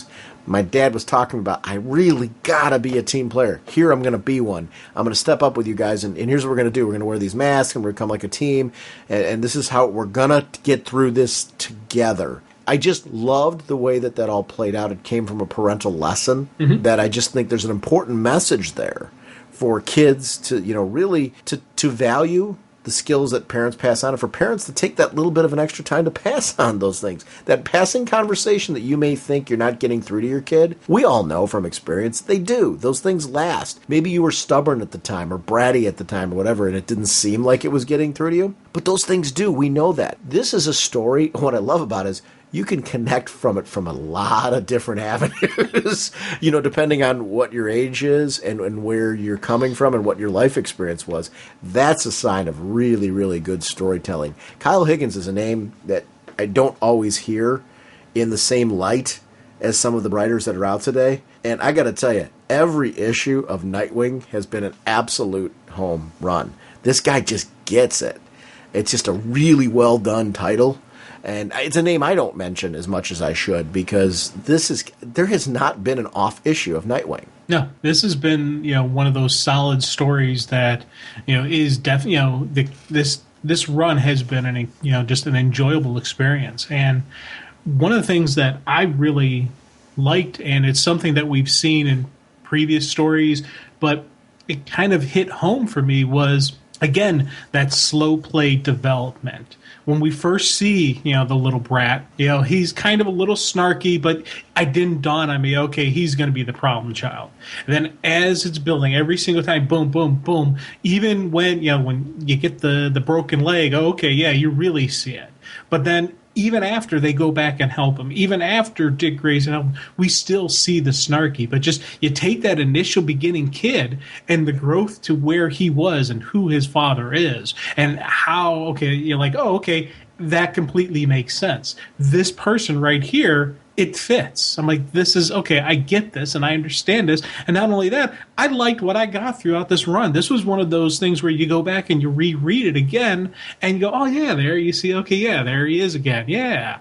And you can kind of get that flow through, but it was a build, and it's a build of a one-shot supporting character, and it's within the groove of the actual story, but it was the mirror for Dick Grayson. It allowed him to see how his friends saw him. And it was that thing where he was able to use that for his own personal growth. It was a wonderful story usage, a wonderful usage of a supporting character to elevate the main cast. I thought that was something I was like, dang, that's a cool usage of this guy. And again, neat fight sequences, great, initial of that same scramble, that scramble style that Nightwing needs to have in the younger format, still developing it, still growing on him. Yeah, that's one of the things that I've really enjoyed as well. Like you said, the mention, the still growing on him kind of thing. Yeah. I enjoy reading stories where you get to be a part of that growth, that sense of evolution in a character. That's part of serialized media as well, to be able to do that. And that worked here. I love Sal Maroney's appearance in this as well. Yes. CJ winds up being his son, which just ties into rich history there. Very, very well told story. Haley's Circus is an iconic spot.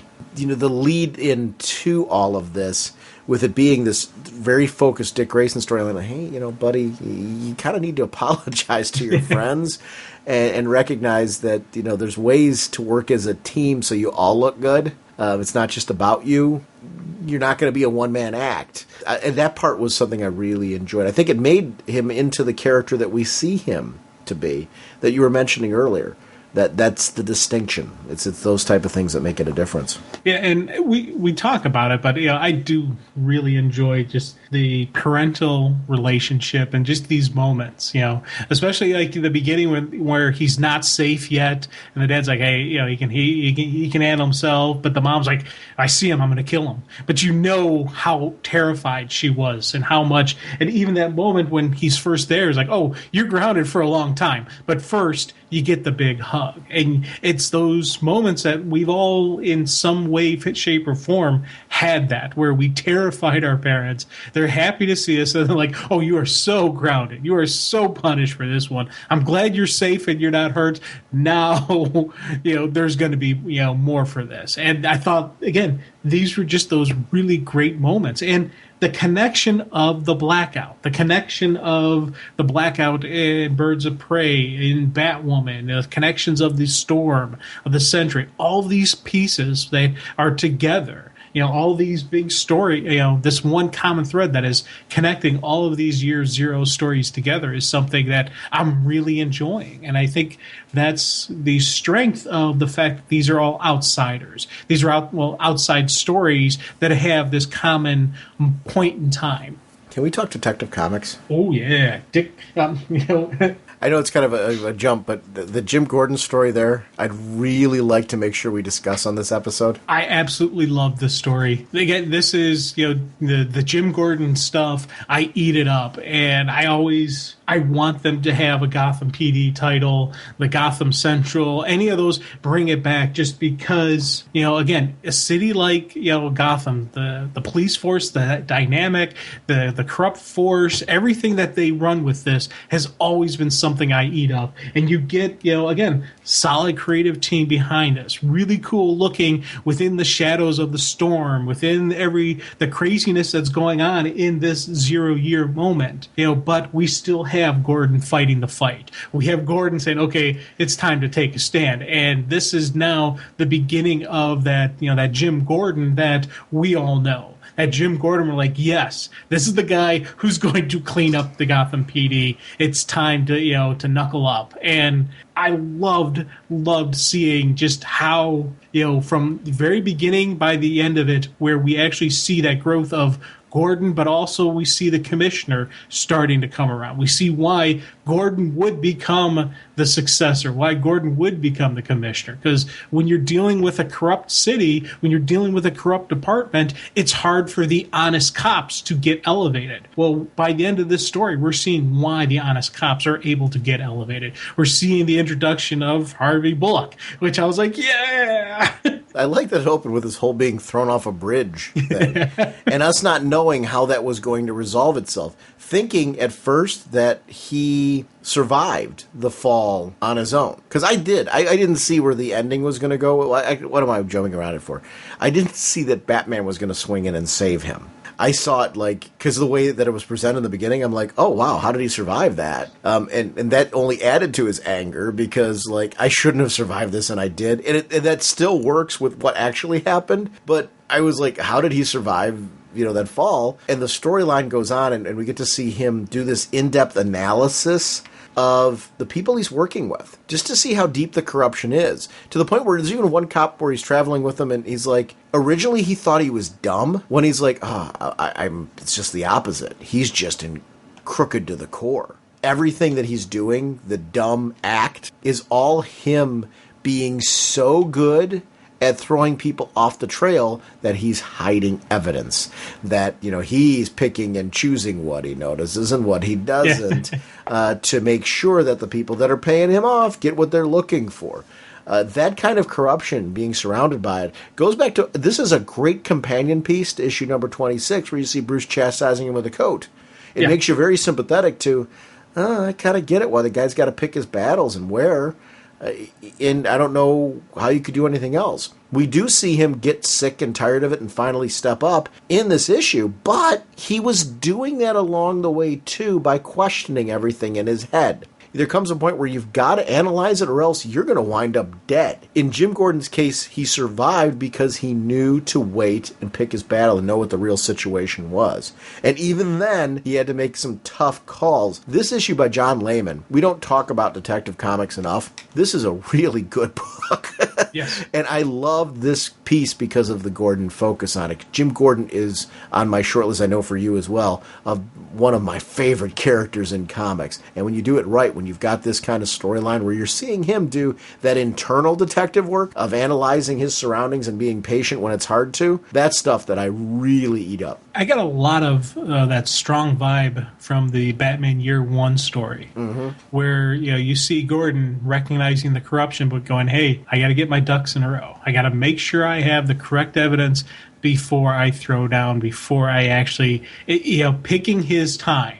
Picking that one moment, okay, I took the beat down, time for me to fight back. I had that same feeling, that same vibe to it. It wasn't, a ripoff of that story by any stretch of the means. It's the story told right here that fit this Gordon, that fit this Gotham, but it had that same type of feeling. And that's, for me, is a great Gordon representation. It's a great part of what an honest cop within this situation would have to do.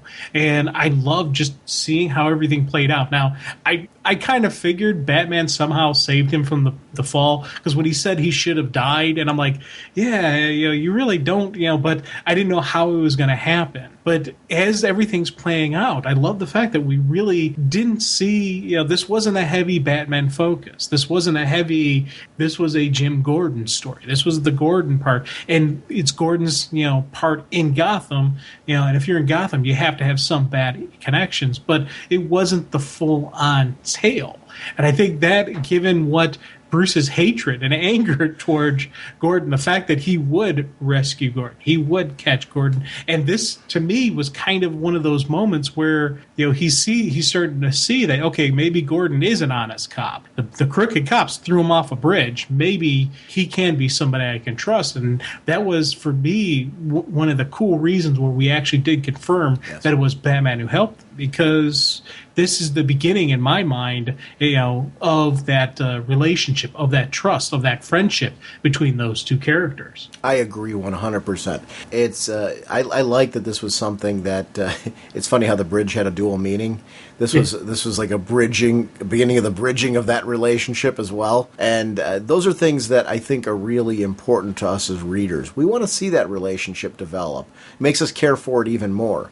And that was very well done in that sequence. I like when, Gordon's... Do you think their equipment was intentionally left behind the times? Like, he was comparing the Metropolis. I understand that there's obviously going to be a different financial level, I guess, of sorts, though, but is Gotham a poor city? There's a lot of people living there.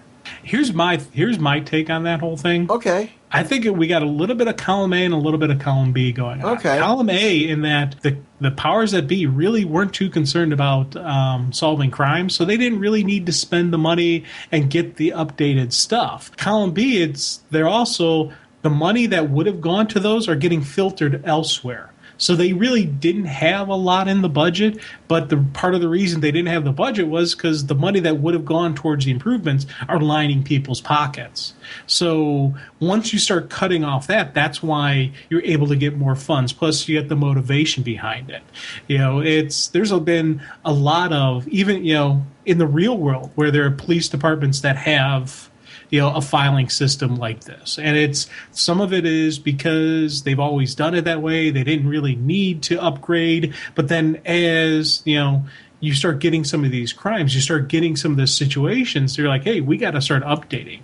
The city we grew up in, Euclid, had multiple years ago this big push where they got their fingerprints online, and they got a fingerprint recognition and the records from all the past arrests loaded online and a recognition software. And they had this big push, and they actually had volunteers help out, different citizens and some of the reserve people come in and actually scan these physical fingerprint stuff to put it in the system. And that was, it wasn't based out out of corruption. It was based out of, well, they didn't really need it before, but hey, we got this grant. We can now afford this. And I see Gotham kind of that same way, where if you don't have the need, if you don't have the desire, you're not going to actually push, and you're not going to have, take that extra time to do the prep work that you need. The introduction of Roman Sionis into this story, with Black Mask and the fact that he's another driving force to the corruption, is something that I think is really great. It adds a history of that character into this particular book, into the corruption that's there, in his own brand of little crazy, where because of what's going on with the Red Hood gang, he's got his own gang that's going on. And this storyline and the fact that he's brought down to an extent by Gordon, as far as being able to be operate the way that he did before, leading him more into the darker phase of being the Black Mask that we know and love, used loosely, is something that I really liked about this, because it was really a very Gordon-focused story. And I'm with you. I liked the fact that Batman was more of a cameo character in this one, because I wanted this to be us seeing things from Jim Gordon's side of it, and seeing Roman Sionis go through this through Jim Gordon's lens as well was something that I really was into on all this, because a lot of this fits. I know I mentioned that Batman Arkham Origins game. I just thought it was really, really well done. It was the PC version when it came out. It had a few bugs initially, but then they quickly released patches, and I could not stop playing that game. It's the third game in the series, but it's the prequel to everything, and Black Mask is a big factor in the game.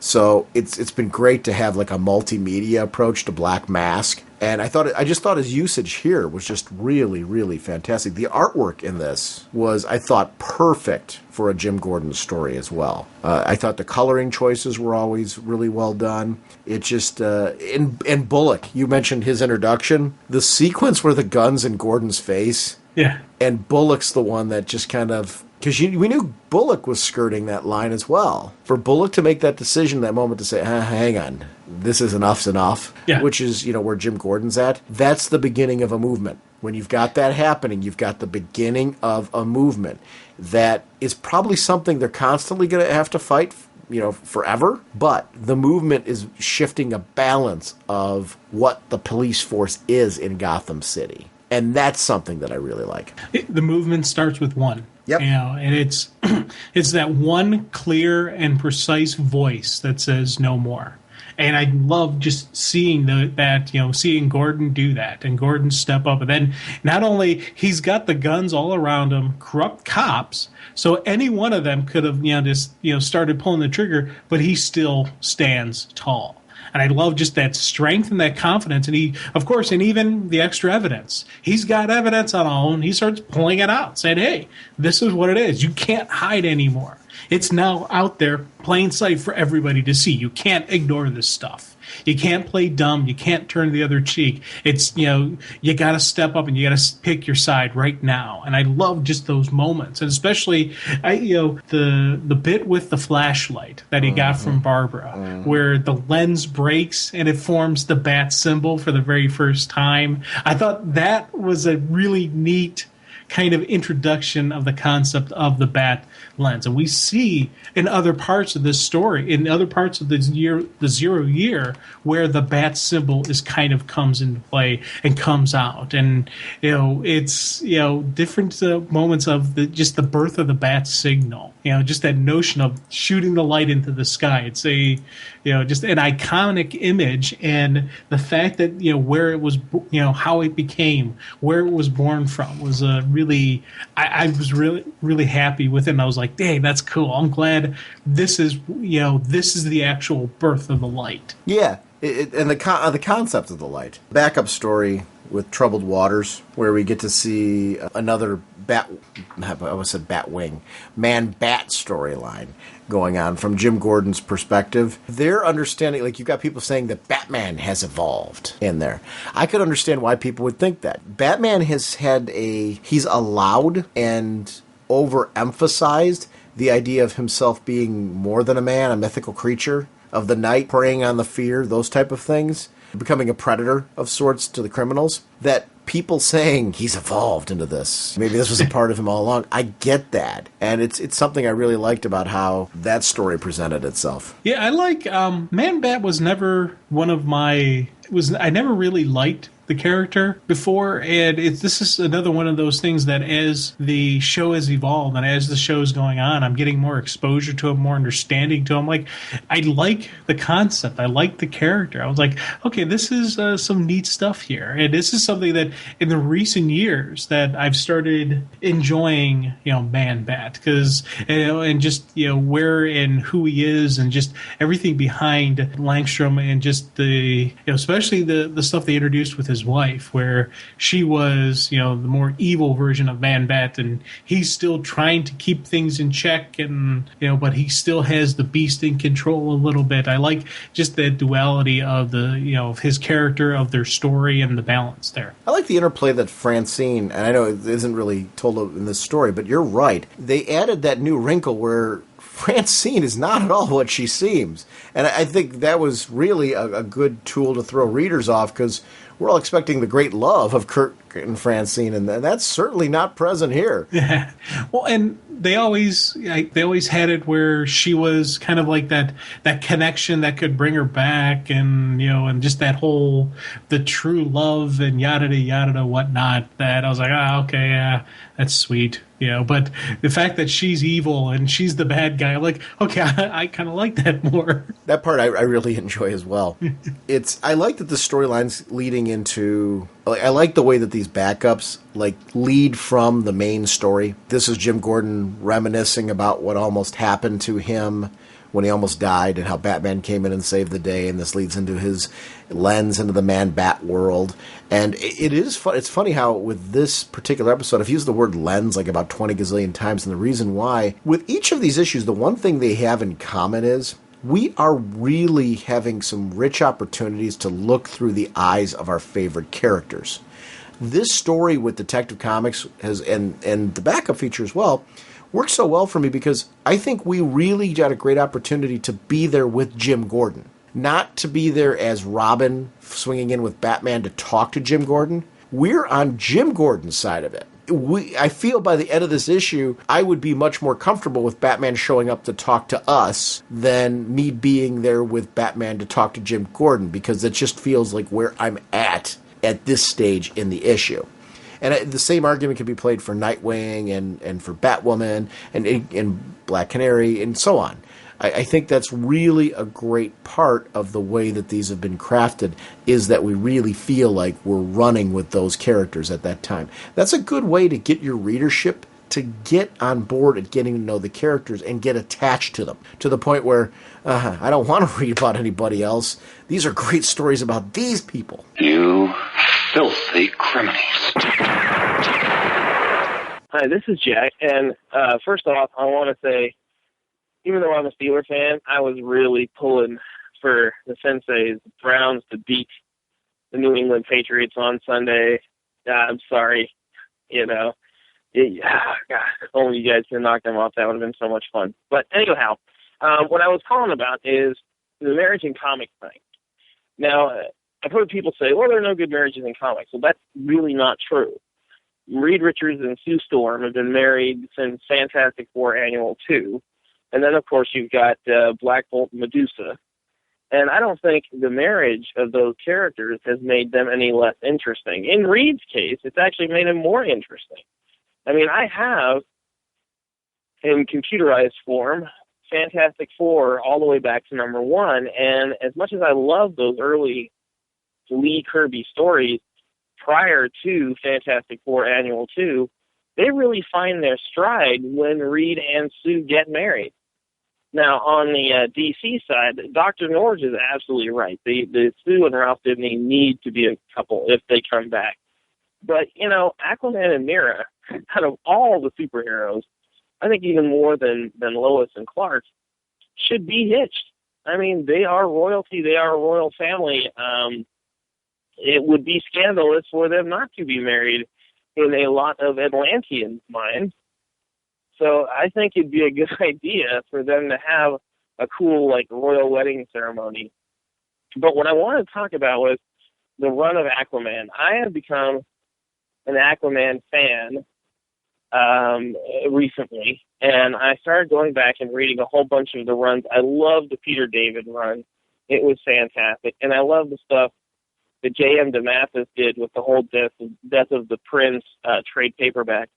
Now, I was wondering, number one, how far each of you guys go back on Aquaman, and how would you place this current Jeff Johns run, starting from Brightest Day all the way through issue 25, in the Aquaman history? Would it be one of the great runs like Peter David or Steve Skeets or J.M. DeMatteis, or would it be kind of an average run, kind of like the Sub Diego stuff, or Kurt Busiek's run? Where would you place it? Anyway, thanks for a great show. Talk to you guys later. Bye. I was geeking out over your comments about the Reed and Sue marriage, and I agree with you, actually. I've read tons of the classic Fantastic Four, and the one thing I loved about it was the build to the marriage, but their story got more interesting, and when they started having Franklin, with kids, once you have that happening in comics, you've all of a sudden got a different sort of story, a unique sort of story, because the parents have a different set of concerns. Franklin has become a centerpiece to some terrific Fantastic Four stories because of the fact that those two are married and having to deal with the real pressures of having a child in their world. So I think that's been an interesting part of the story. And the Fantastic Four as a group, with Ben and Johnny having to deal with that as well, I think just has been great. It's been an interesting family that has been in there. You can overdo that, and it doesn't have to be in every book, but it's what I like about Animal Man. I mean, it's been a great run, a great read because of the family relationship there. When we talk about Aquaman and Mera, I don't know if they are married now or not. That's the part I'm still head shaking on that one and confused because of the fact that he's declared her queen. But if they're not, I would like to see that happen for a lot of the reasons that you mentioned, and I'd like to read that story. I'm pretty sure they're not married now. I thought I read that, but I've got to admit I'm a little hazy.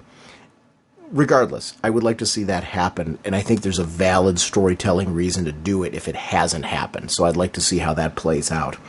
As far as where this run goes, I'll speak for Jim a little bit on that. This has been his Aquaman run. He hasn't had a chance to read the other ones, but I know he ranks it incredibly high. There's a reason why we wanted to talk about the last issue of that run. It was one of the things we both agreed this series is just blowing us away. I've read more of it. I am not an Aquaman expert in the sense that I don't go before the Peter David run. I have gotten some of the showcase volumes, and I've read those, but I'm not an Aquaman expert before Peter David. Now, I've read everything since Peter David, and I actually read the Atlantis Chronicles that Peter David did. I want to preface that, though, for people that have read more than that. Please don't think I'm insulting the runs that you've read.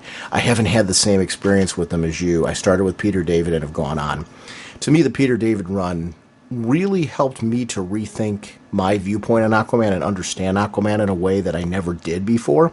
So I rank that run incredibly high. We all have those runs with characters, and for those of you listening that maybe read Aquaman beforehand, maybe you've got some defining runs before Peter David that were yours that are like, hey, this helped me understand the character. And please call in the show with them. I think that's great that you have that connection. For me, it was Peter David's run, helped me understand the character and his world in a rich way that I hadn't before. So that run is really high on my list. This is up there with it. I think it's that caliber of a run. Since the Peter David run, I've been struggling to try and find that run that falls on that same level for me, and this is the run that's done it. So that's where it's at for me, and it's a short list. It's those two runs. I've enjoyed Aquaman since then, but it hasn't been that caliber. And there's a difference between something being a really nice, good, enjoyable book and being a great book. The Peter David run and this run, both great runs. So that's kind of where I put them. It's a great question. Jim doesn't have the background with it, and that's no insult to him. That's just, he started where he has. It would be great to see how Jim feels about the run going forward and, having the attachment to the Jeff Johns run. So it's a great, great question. Hey guys, it's Anthony again. As always, loving the podcast, and it's pretty good. Not pretty good. It's pretty great. It's awesome. Just wanted to talk to you guys about a couple things today. First and foremost, what was I going to say? Oh, one series I've been reading. It's an older series from the old ECU that I'm digging, and I know you've talked about this kind of format that you like, Sean. I love this series called JLA Classified. And right now I'm reading this story arc because JLA Classified was kind of like, the Batman Black and Whites and that compilation of stories that works. And What I was going to say was it's one written by Gail Simone. I think it's like 16 through 20 or something like that. And with Batman Black and White and, which is great, that, and Adventures of Superman, I really love this multiple story format. Now, JLA Classified was a little different from Batman Black and White. I'm sure most people know, because it was, full story arcs that shifted differently. So instead of having multiple stories in one issue, you had different story arcs. So would you like to see that kind of format for the Justice League? I would, especially covering some of the, New 52 stuff. Like, we know that the New 52 Justice League fought Starro, and I love it. I love the character Starro. And I know he hasn't been covered a whole lot in the New 52. I mean, I loved his appearances in, Forever Evil, things like that. So I would love to see something like a Justice League Classified covering those stories that we missed in the 5-year gap. Some of their newer adventures, which would be great, like their battle against Starro and things like that. I would love to see that. So what do you guys think of a Justice League compilation? And I would even go as far as to say you could do that with the Green Lantern Corps. You could do that with the Flash, kind of one-shot stories that are good for a read. If you just want to read one singular story, that's awesome. And that got me thinking. I've been reading a lot of Golden Age stuff. And to be honest, I think Golden Age stuff actually holds up very well. And it actually matches some of the grittier stuff that we do today. Everyone's like, oh, well, this grittier stuff is from the 90s, but if you read, like, old Superman, Action Comics 1 and up, and Batman, that stuff's pretty grim, pretty dark stuff.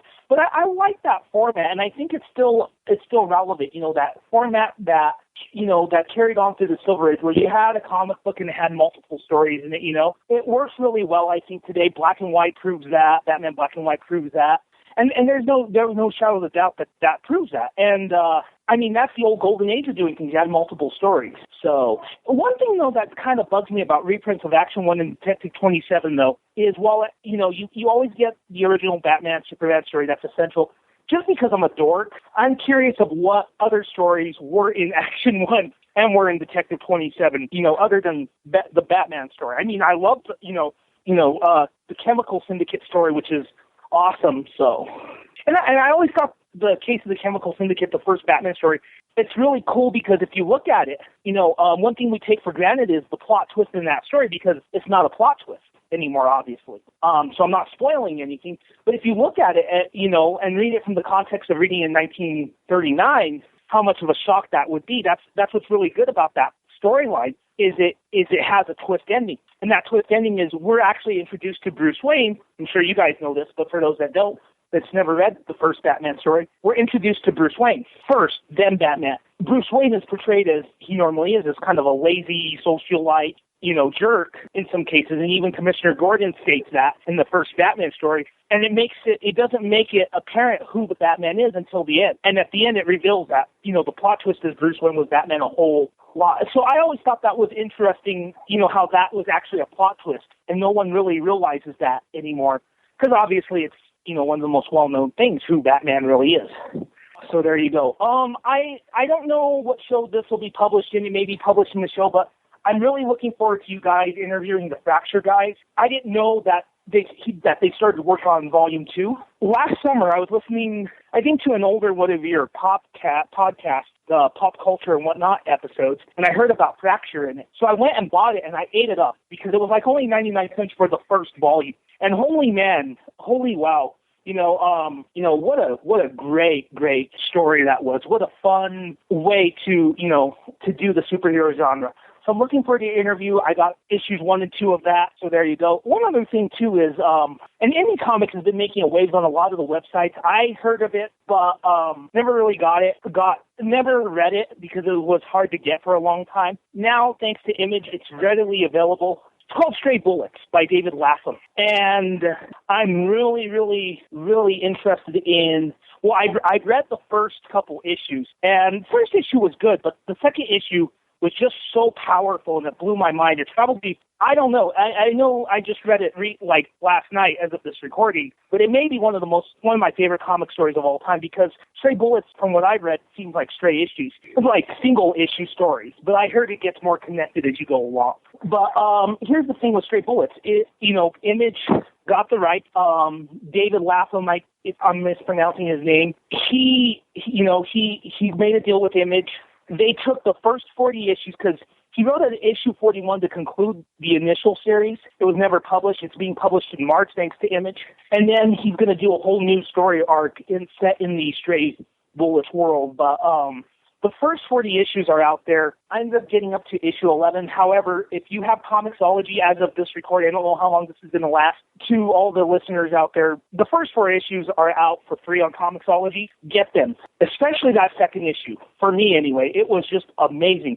And it's rough stuff. It's very, it's graphic, it's violence, bleak, but it is it's such a compelling read. And it's not superheroes, science fiction, it's crime. And it harkens back to the old EC days of crime comics and things like that. So I'm really enjoying that. If you like the old EC stuff, to listeners out there, I would recommend it. Stray Bullets is good reading, and it's great that all 40 issues were released immediately after the announcement of the deal that Image made. And they're all available on Comixology. So the first 4, and then we get some new stuff. So it's really compelling reading. But it's not for the faint of heart. So there you go. And the last thing is, I'm a big action figure guy, and I've been eating up the DC stuff, the new 52 DC action figures. There's some I still need to add, but I have, like the original Justice League, the all 7. I have Darkseid. I have the Death in the Family Joker, and I've got Black Manta. Some very cool figures. What do you guys think of these? They have a new giant size one coming out in the same respect of Darkseid. They released another. They released the second one, the second giant size figure, which is the angel winged Swamp Thing. Now they're doing who is it? They're doing a giant size Lex Luthor in the green armor suit, which looks really, really cool. And they're doing that, and they're also doing. They got a Crime Syndicate pack coming out. I know they're doing double packs of Suicide Squad, Deadshot, who I absolutely adore, with Harley Quinn, things like that. What do you guys think of these? These figures are amazingly cool. They're kind of up there with, the old Marvel Legends, which I absolutely adore. So what do you guys think? So, again, great podcast, and thanks for putting them on the show, and you guys... Actually, cut off right at the end there, but we got all of your phone call, which is really, really great. And thank you. We love putting voicemails on the show. I just think it's just a great way to add like a different sort of content to the episode, a different sort of interactivity, and I love those. As far as the classified books and things like that, I love that kind of stuff. I love Batman Black and White for that reason. I love Legends of the Dark Knight, that digital series that's been out. Because of the fact that not only do you get untold stories, but sometimes you'll get those stories that you can't really tell in continuity, or a creator comes up with a great story that really shouldn't fall into our continuity. It just needs to be set in its own time. Your idea of doing a series of stories set in that time frame that we haven't seen yet is really interesting. I wonder if the hold off on that is due to the fact that gives the creators the opportunity to use those things as flashbacks. There's many stories that they can tell within the book. And I don't know. I don't know what the case is on that one. And I'm willing to take either option. I love your idea of a classified book, filling in those blanks. I would gladly read that, a miniseries or something like that. But I also like the idea of creators being able to use them as ways to fill in the backstory for us as well. So I don't quite know what the right answer there is, but any of those options work great for me, because I'm a fan of those type of books as well. Especially you mentioned like Gail Simone having a run on JLA Classified. I liked the different creators getting a chance to wear different hats and tell stories with different characters. So anytime those series comes out, it's great. The classic Batman story where, Batman was first introduced and we got to meet Bruce first was an interesting choice, because there were times where you're like sitting there like, who is this Bruce Wayne guy? And the likability of him wasn't quite there yet. It was a very interesting introduction, and those early stories, if you've never read them, I highly recommend them just to see how different Batman was. You see at the roots and at the core the things that we know and love today, but there's some things that'll shock and surprise you, and it's great to read those classic Golden Age stories. I think the Golden Age stories really hold up well as being unique experiences, and I'm not just talking about Batman, I'm talking about Golden Age stories in general. And I would recommend, if you haven't picked up any of those volumes, go ahead and do it. They got those Batman Chronicles books. They cost like $9 or something like that. No, they're no more than 14.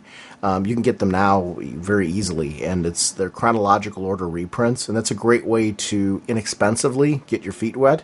But they've also got those archive editions that you can seek out as well, so there's a lot of great opportunities to grab those books. Fracture you mentioned, and we actually did that on the last episode. Originally, my plan was to do this episode first and then jump to Fracture.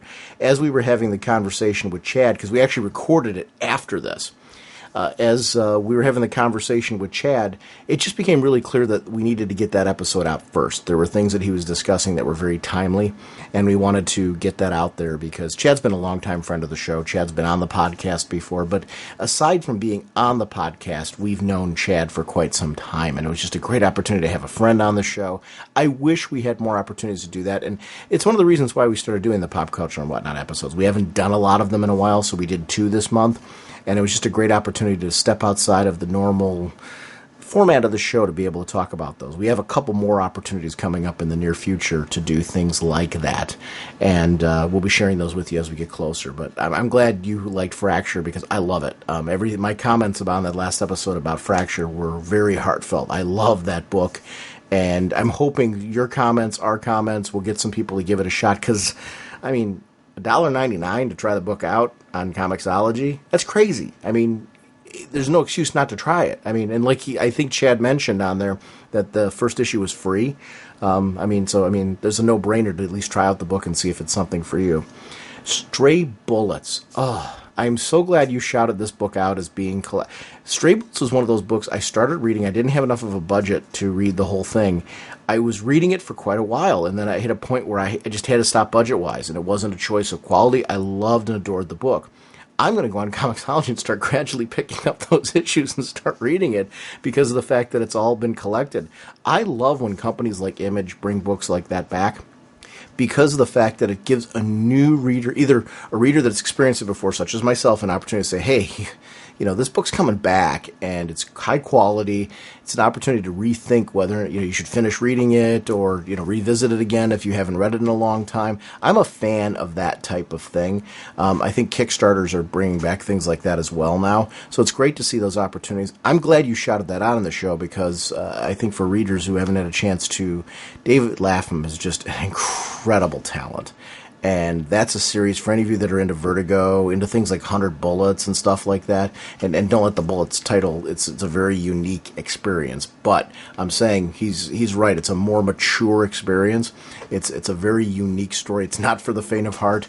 So if you're looking for something a little bit different, give a few issues a shot, and it's a book for you. And I do like the recommendation you made of don't just try issue 1, try the first couple issues, then you'll really get to the meat and potatoes of what he's doing and see if the book is for you. The last thing, you mentioned the quality of the action figures, and they're at an all-time high. It's actually interesting how the action figures now, Jim and I were talking about this, a lot of them are almost like statues.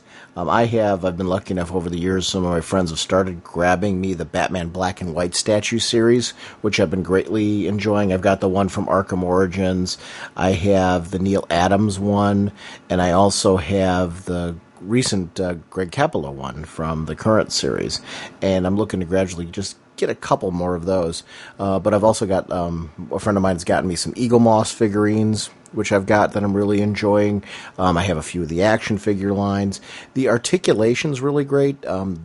I like them for display purposes in my office. I've got them all set up. It's kind of become a pop culture environment in here, which is great when it comes to recording. It gets you kind of in the mode and the mindset of, hey, I'm into comics, and kind of just gets excited for all that. Swag has been something, though, that has been on the increase, and the quality of it. There's not a lot of junk anymore, and when I say junk, I mean, the stuff that feels like it was put together really quick and doesn't have a lot of substance to it.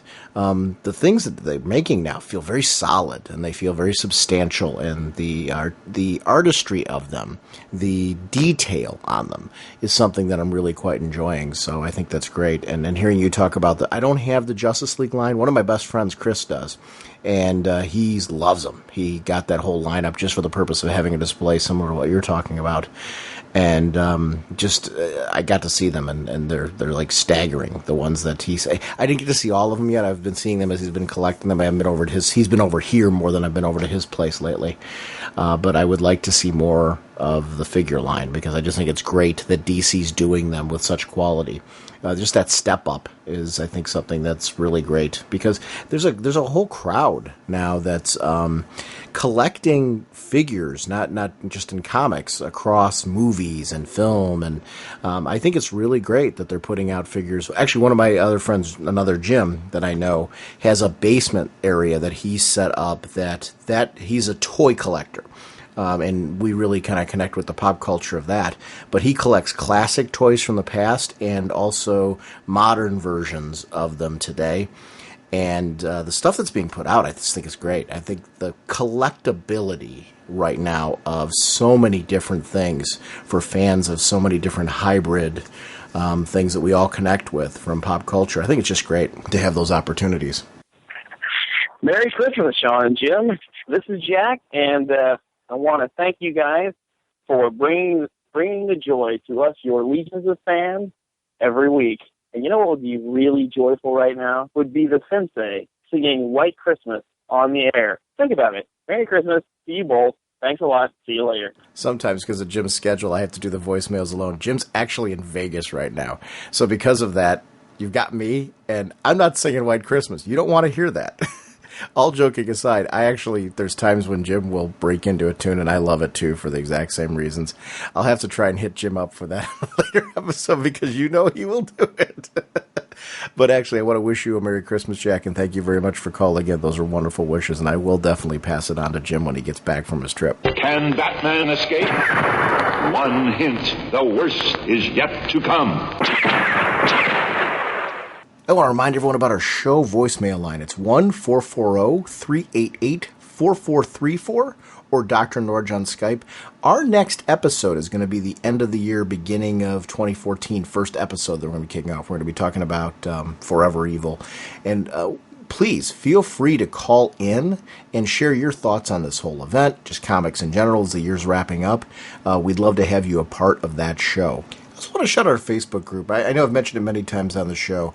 It's a community that has so evolved. You know, I even hazard just call it our Facebook group. It's really the show community Facebook group.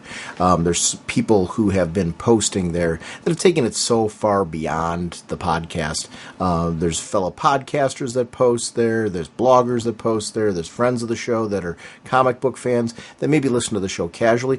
We've even had people who posted before that don't listen to the show. Maybe they've got friends in the group and they've joined because of that. And please feel free to invite any of your friends to come over and join the community.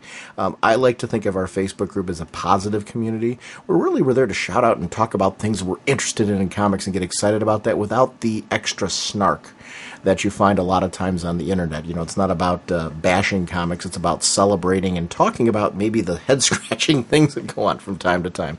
That's not to say that it always has to all be positive. That's never been an edict there. But, this kind of theory of this book sucks, that book sucks, I don't look at that as good conversation starters. I love the way that our community it's a like-minded group of people that are really there to talk about comics. There's been events that happen in comics many times where, do you like what happened to Damien or not? That's a great conversation topic because there's a pro and con section to that. And it's not about bashing a book. It's about talking about an event in the book and what it means to you. So it's cool stuff like that. And that's the kind of conversation that I love that goes on in the Facebook group. And I just want to shout out everybody who's posted there over the past couple of years because it's really evolved so much beyond the show. Please feel free to post about anything DC, but also anything pop culture related, comic book related, whatever that you're interested in talking about, because I love the fact that the community has just become something far beyond what we originally intended for it. I think that's great. We also have, besides that Facebook group, we have an actual show Facebook page, which is separate from that. Jim and I both have personal pages of our own. We also have Google Plus pages and things like that you can post in. Our show website, ragingbullets.com, is where you're going to find regular news about the show. I do update that weekly. I also send that right to our Twitter feed. So if you're a Twitter fan and you're like, I'd just like to get my information that way, please follow us on Twitter. That's another way to get it. I have the website set to just immediately feed any new posts straight to there. So there's a lot of ways to get news about the show, and it's really about appreciating the fact that you take time to listen to us, and whether you listen casually, you listen to every single episode, you listen to portions of episodes. I hope people use the show notes in ways that, make sense for the show. We're aware that some of our episodes are meaty and they might not fit into all your schedules. We appreciate any time you give us. I'm a morning radio fan, Jim is as well, and we tend to run our show with a radio show mentality. We try to segment it, usually when it's longer episodes, so that way you can pop in and out of certain sections of the show, and even this. If you can only listen to half an hour, hopefully it's a half an hour that was well spent of your time. And we really appreciate the time that you give with that, so we try to connect with you in as many ways as possible. So thank you so much for that. Sponsoring this episode, again, is dcbservice.com and instocktrades.com. And the thoughts I shared right at the beginning of the show really says a lot about those two websites and the people behind it. I just want to once again thank them for sponsoring the podcasting community. And I will do a regular ad for them next week. But I felt like this episode was better served being the time of the year by just giving a real personal ad on how much I appreciate their services. I do ordering from both websites. One of the things I love is everything comes pristine. In the number of years I've been dealing with them since before I was podcasting, and one of the things I can always say is everything comes pristine. If I've ever had an issue, when I'm saying an issue, once, maybe twice, if I've ever had anything, we're talking about some issue with some book or something like that, the service that I get from them is spectacular. But the way they package and bundle everything, that just doesn't happen because they really take care.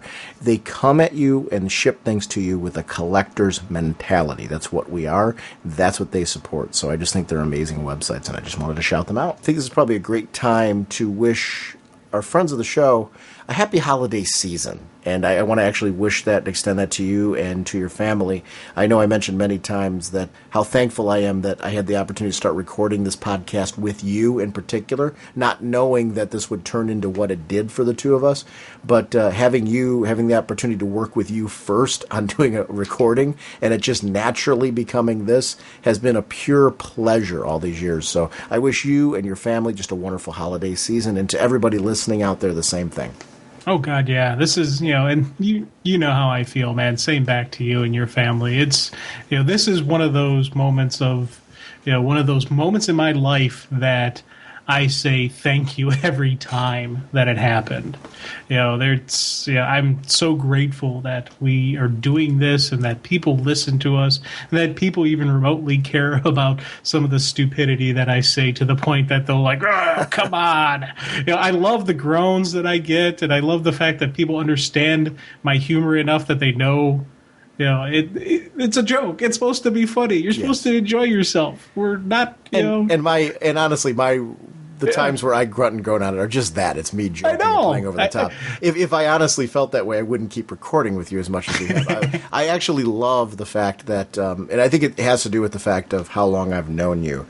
There's a comfort level with knowing that we can poke fun at each other and really know that that's all it is. It's innocent poking fun at each other, because honestly, one of the joys for me is hearing your thoughts on comics. And I think that's something we all like when we have opportunities to sit down and talk with our friends who really enjoy comic books, is to get their take on things.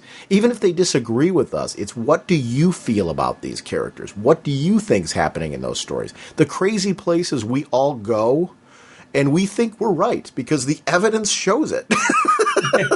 And then it turns out we're all wrong, or some crazy idea, usually you, throws out there. It winds up being exactly what in fact is going on. I don't know. That's part of the joy of comics. And if there's something that people get out of this show, I hope it's that sense of, we consider you, all of you listening to this, especially after this time, our friends.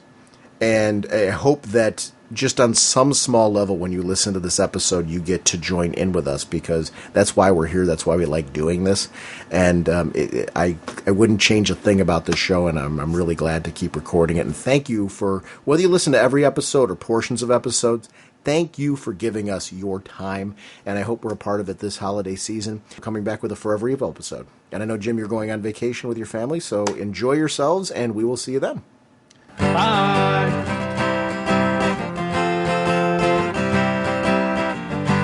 Flying through space and time, 1,000 different lifetimes. Faded for love and flaws and incredibly clear sightlines. Swinging your mace around, such a practical outlook. Helping the JSA and occasionally supporting your own book. Hawkman, Hawkman. Eagle eyes can't see. Hawkman, your plan. And what you do to me. Hawkman.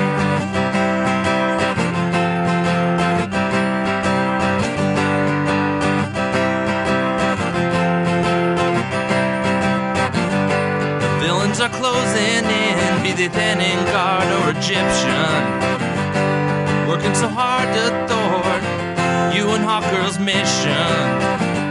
The odds are not on your side, and danger seems to stack up.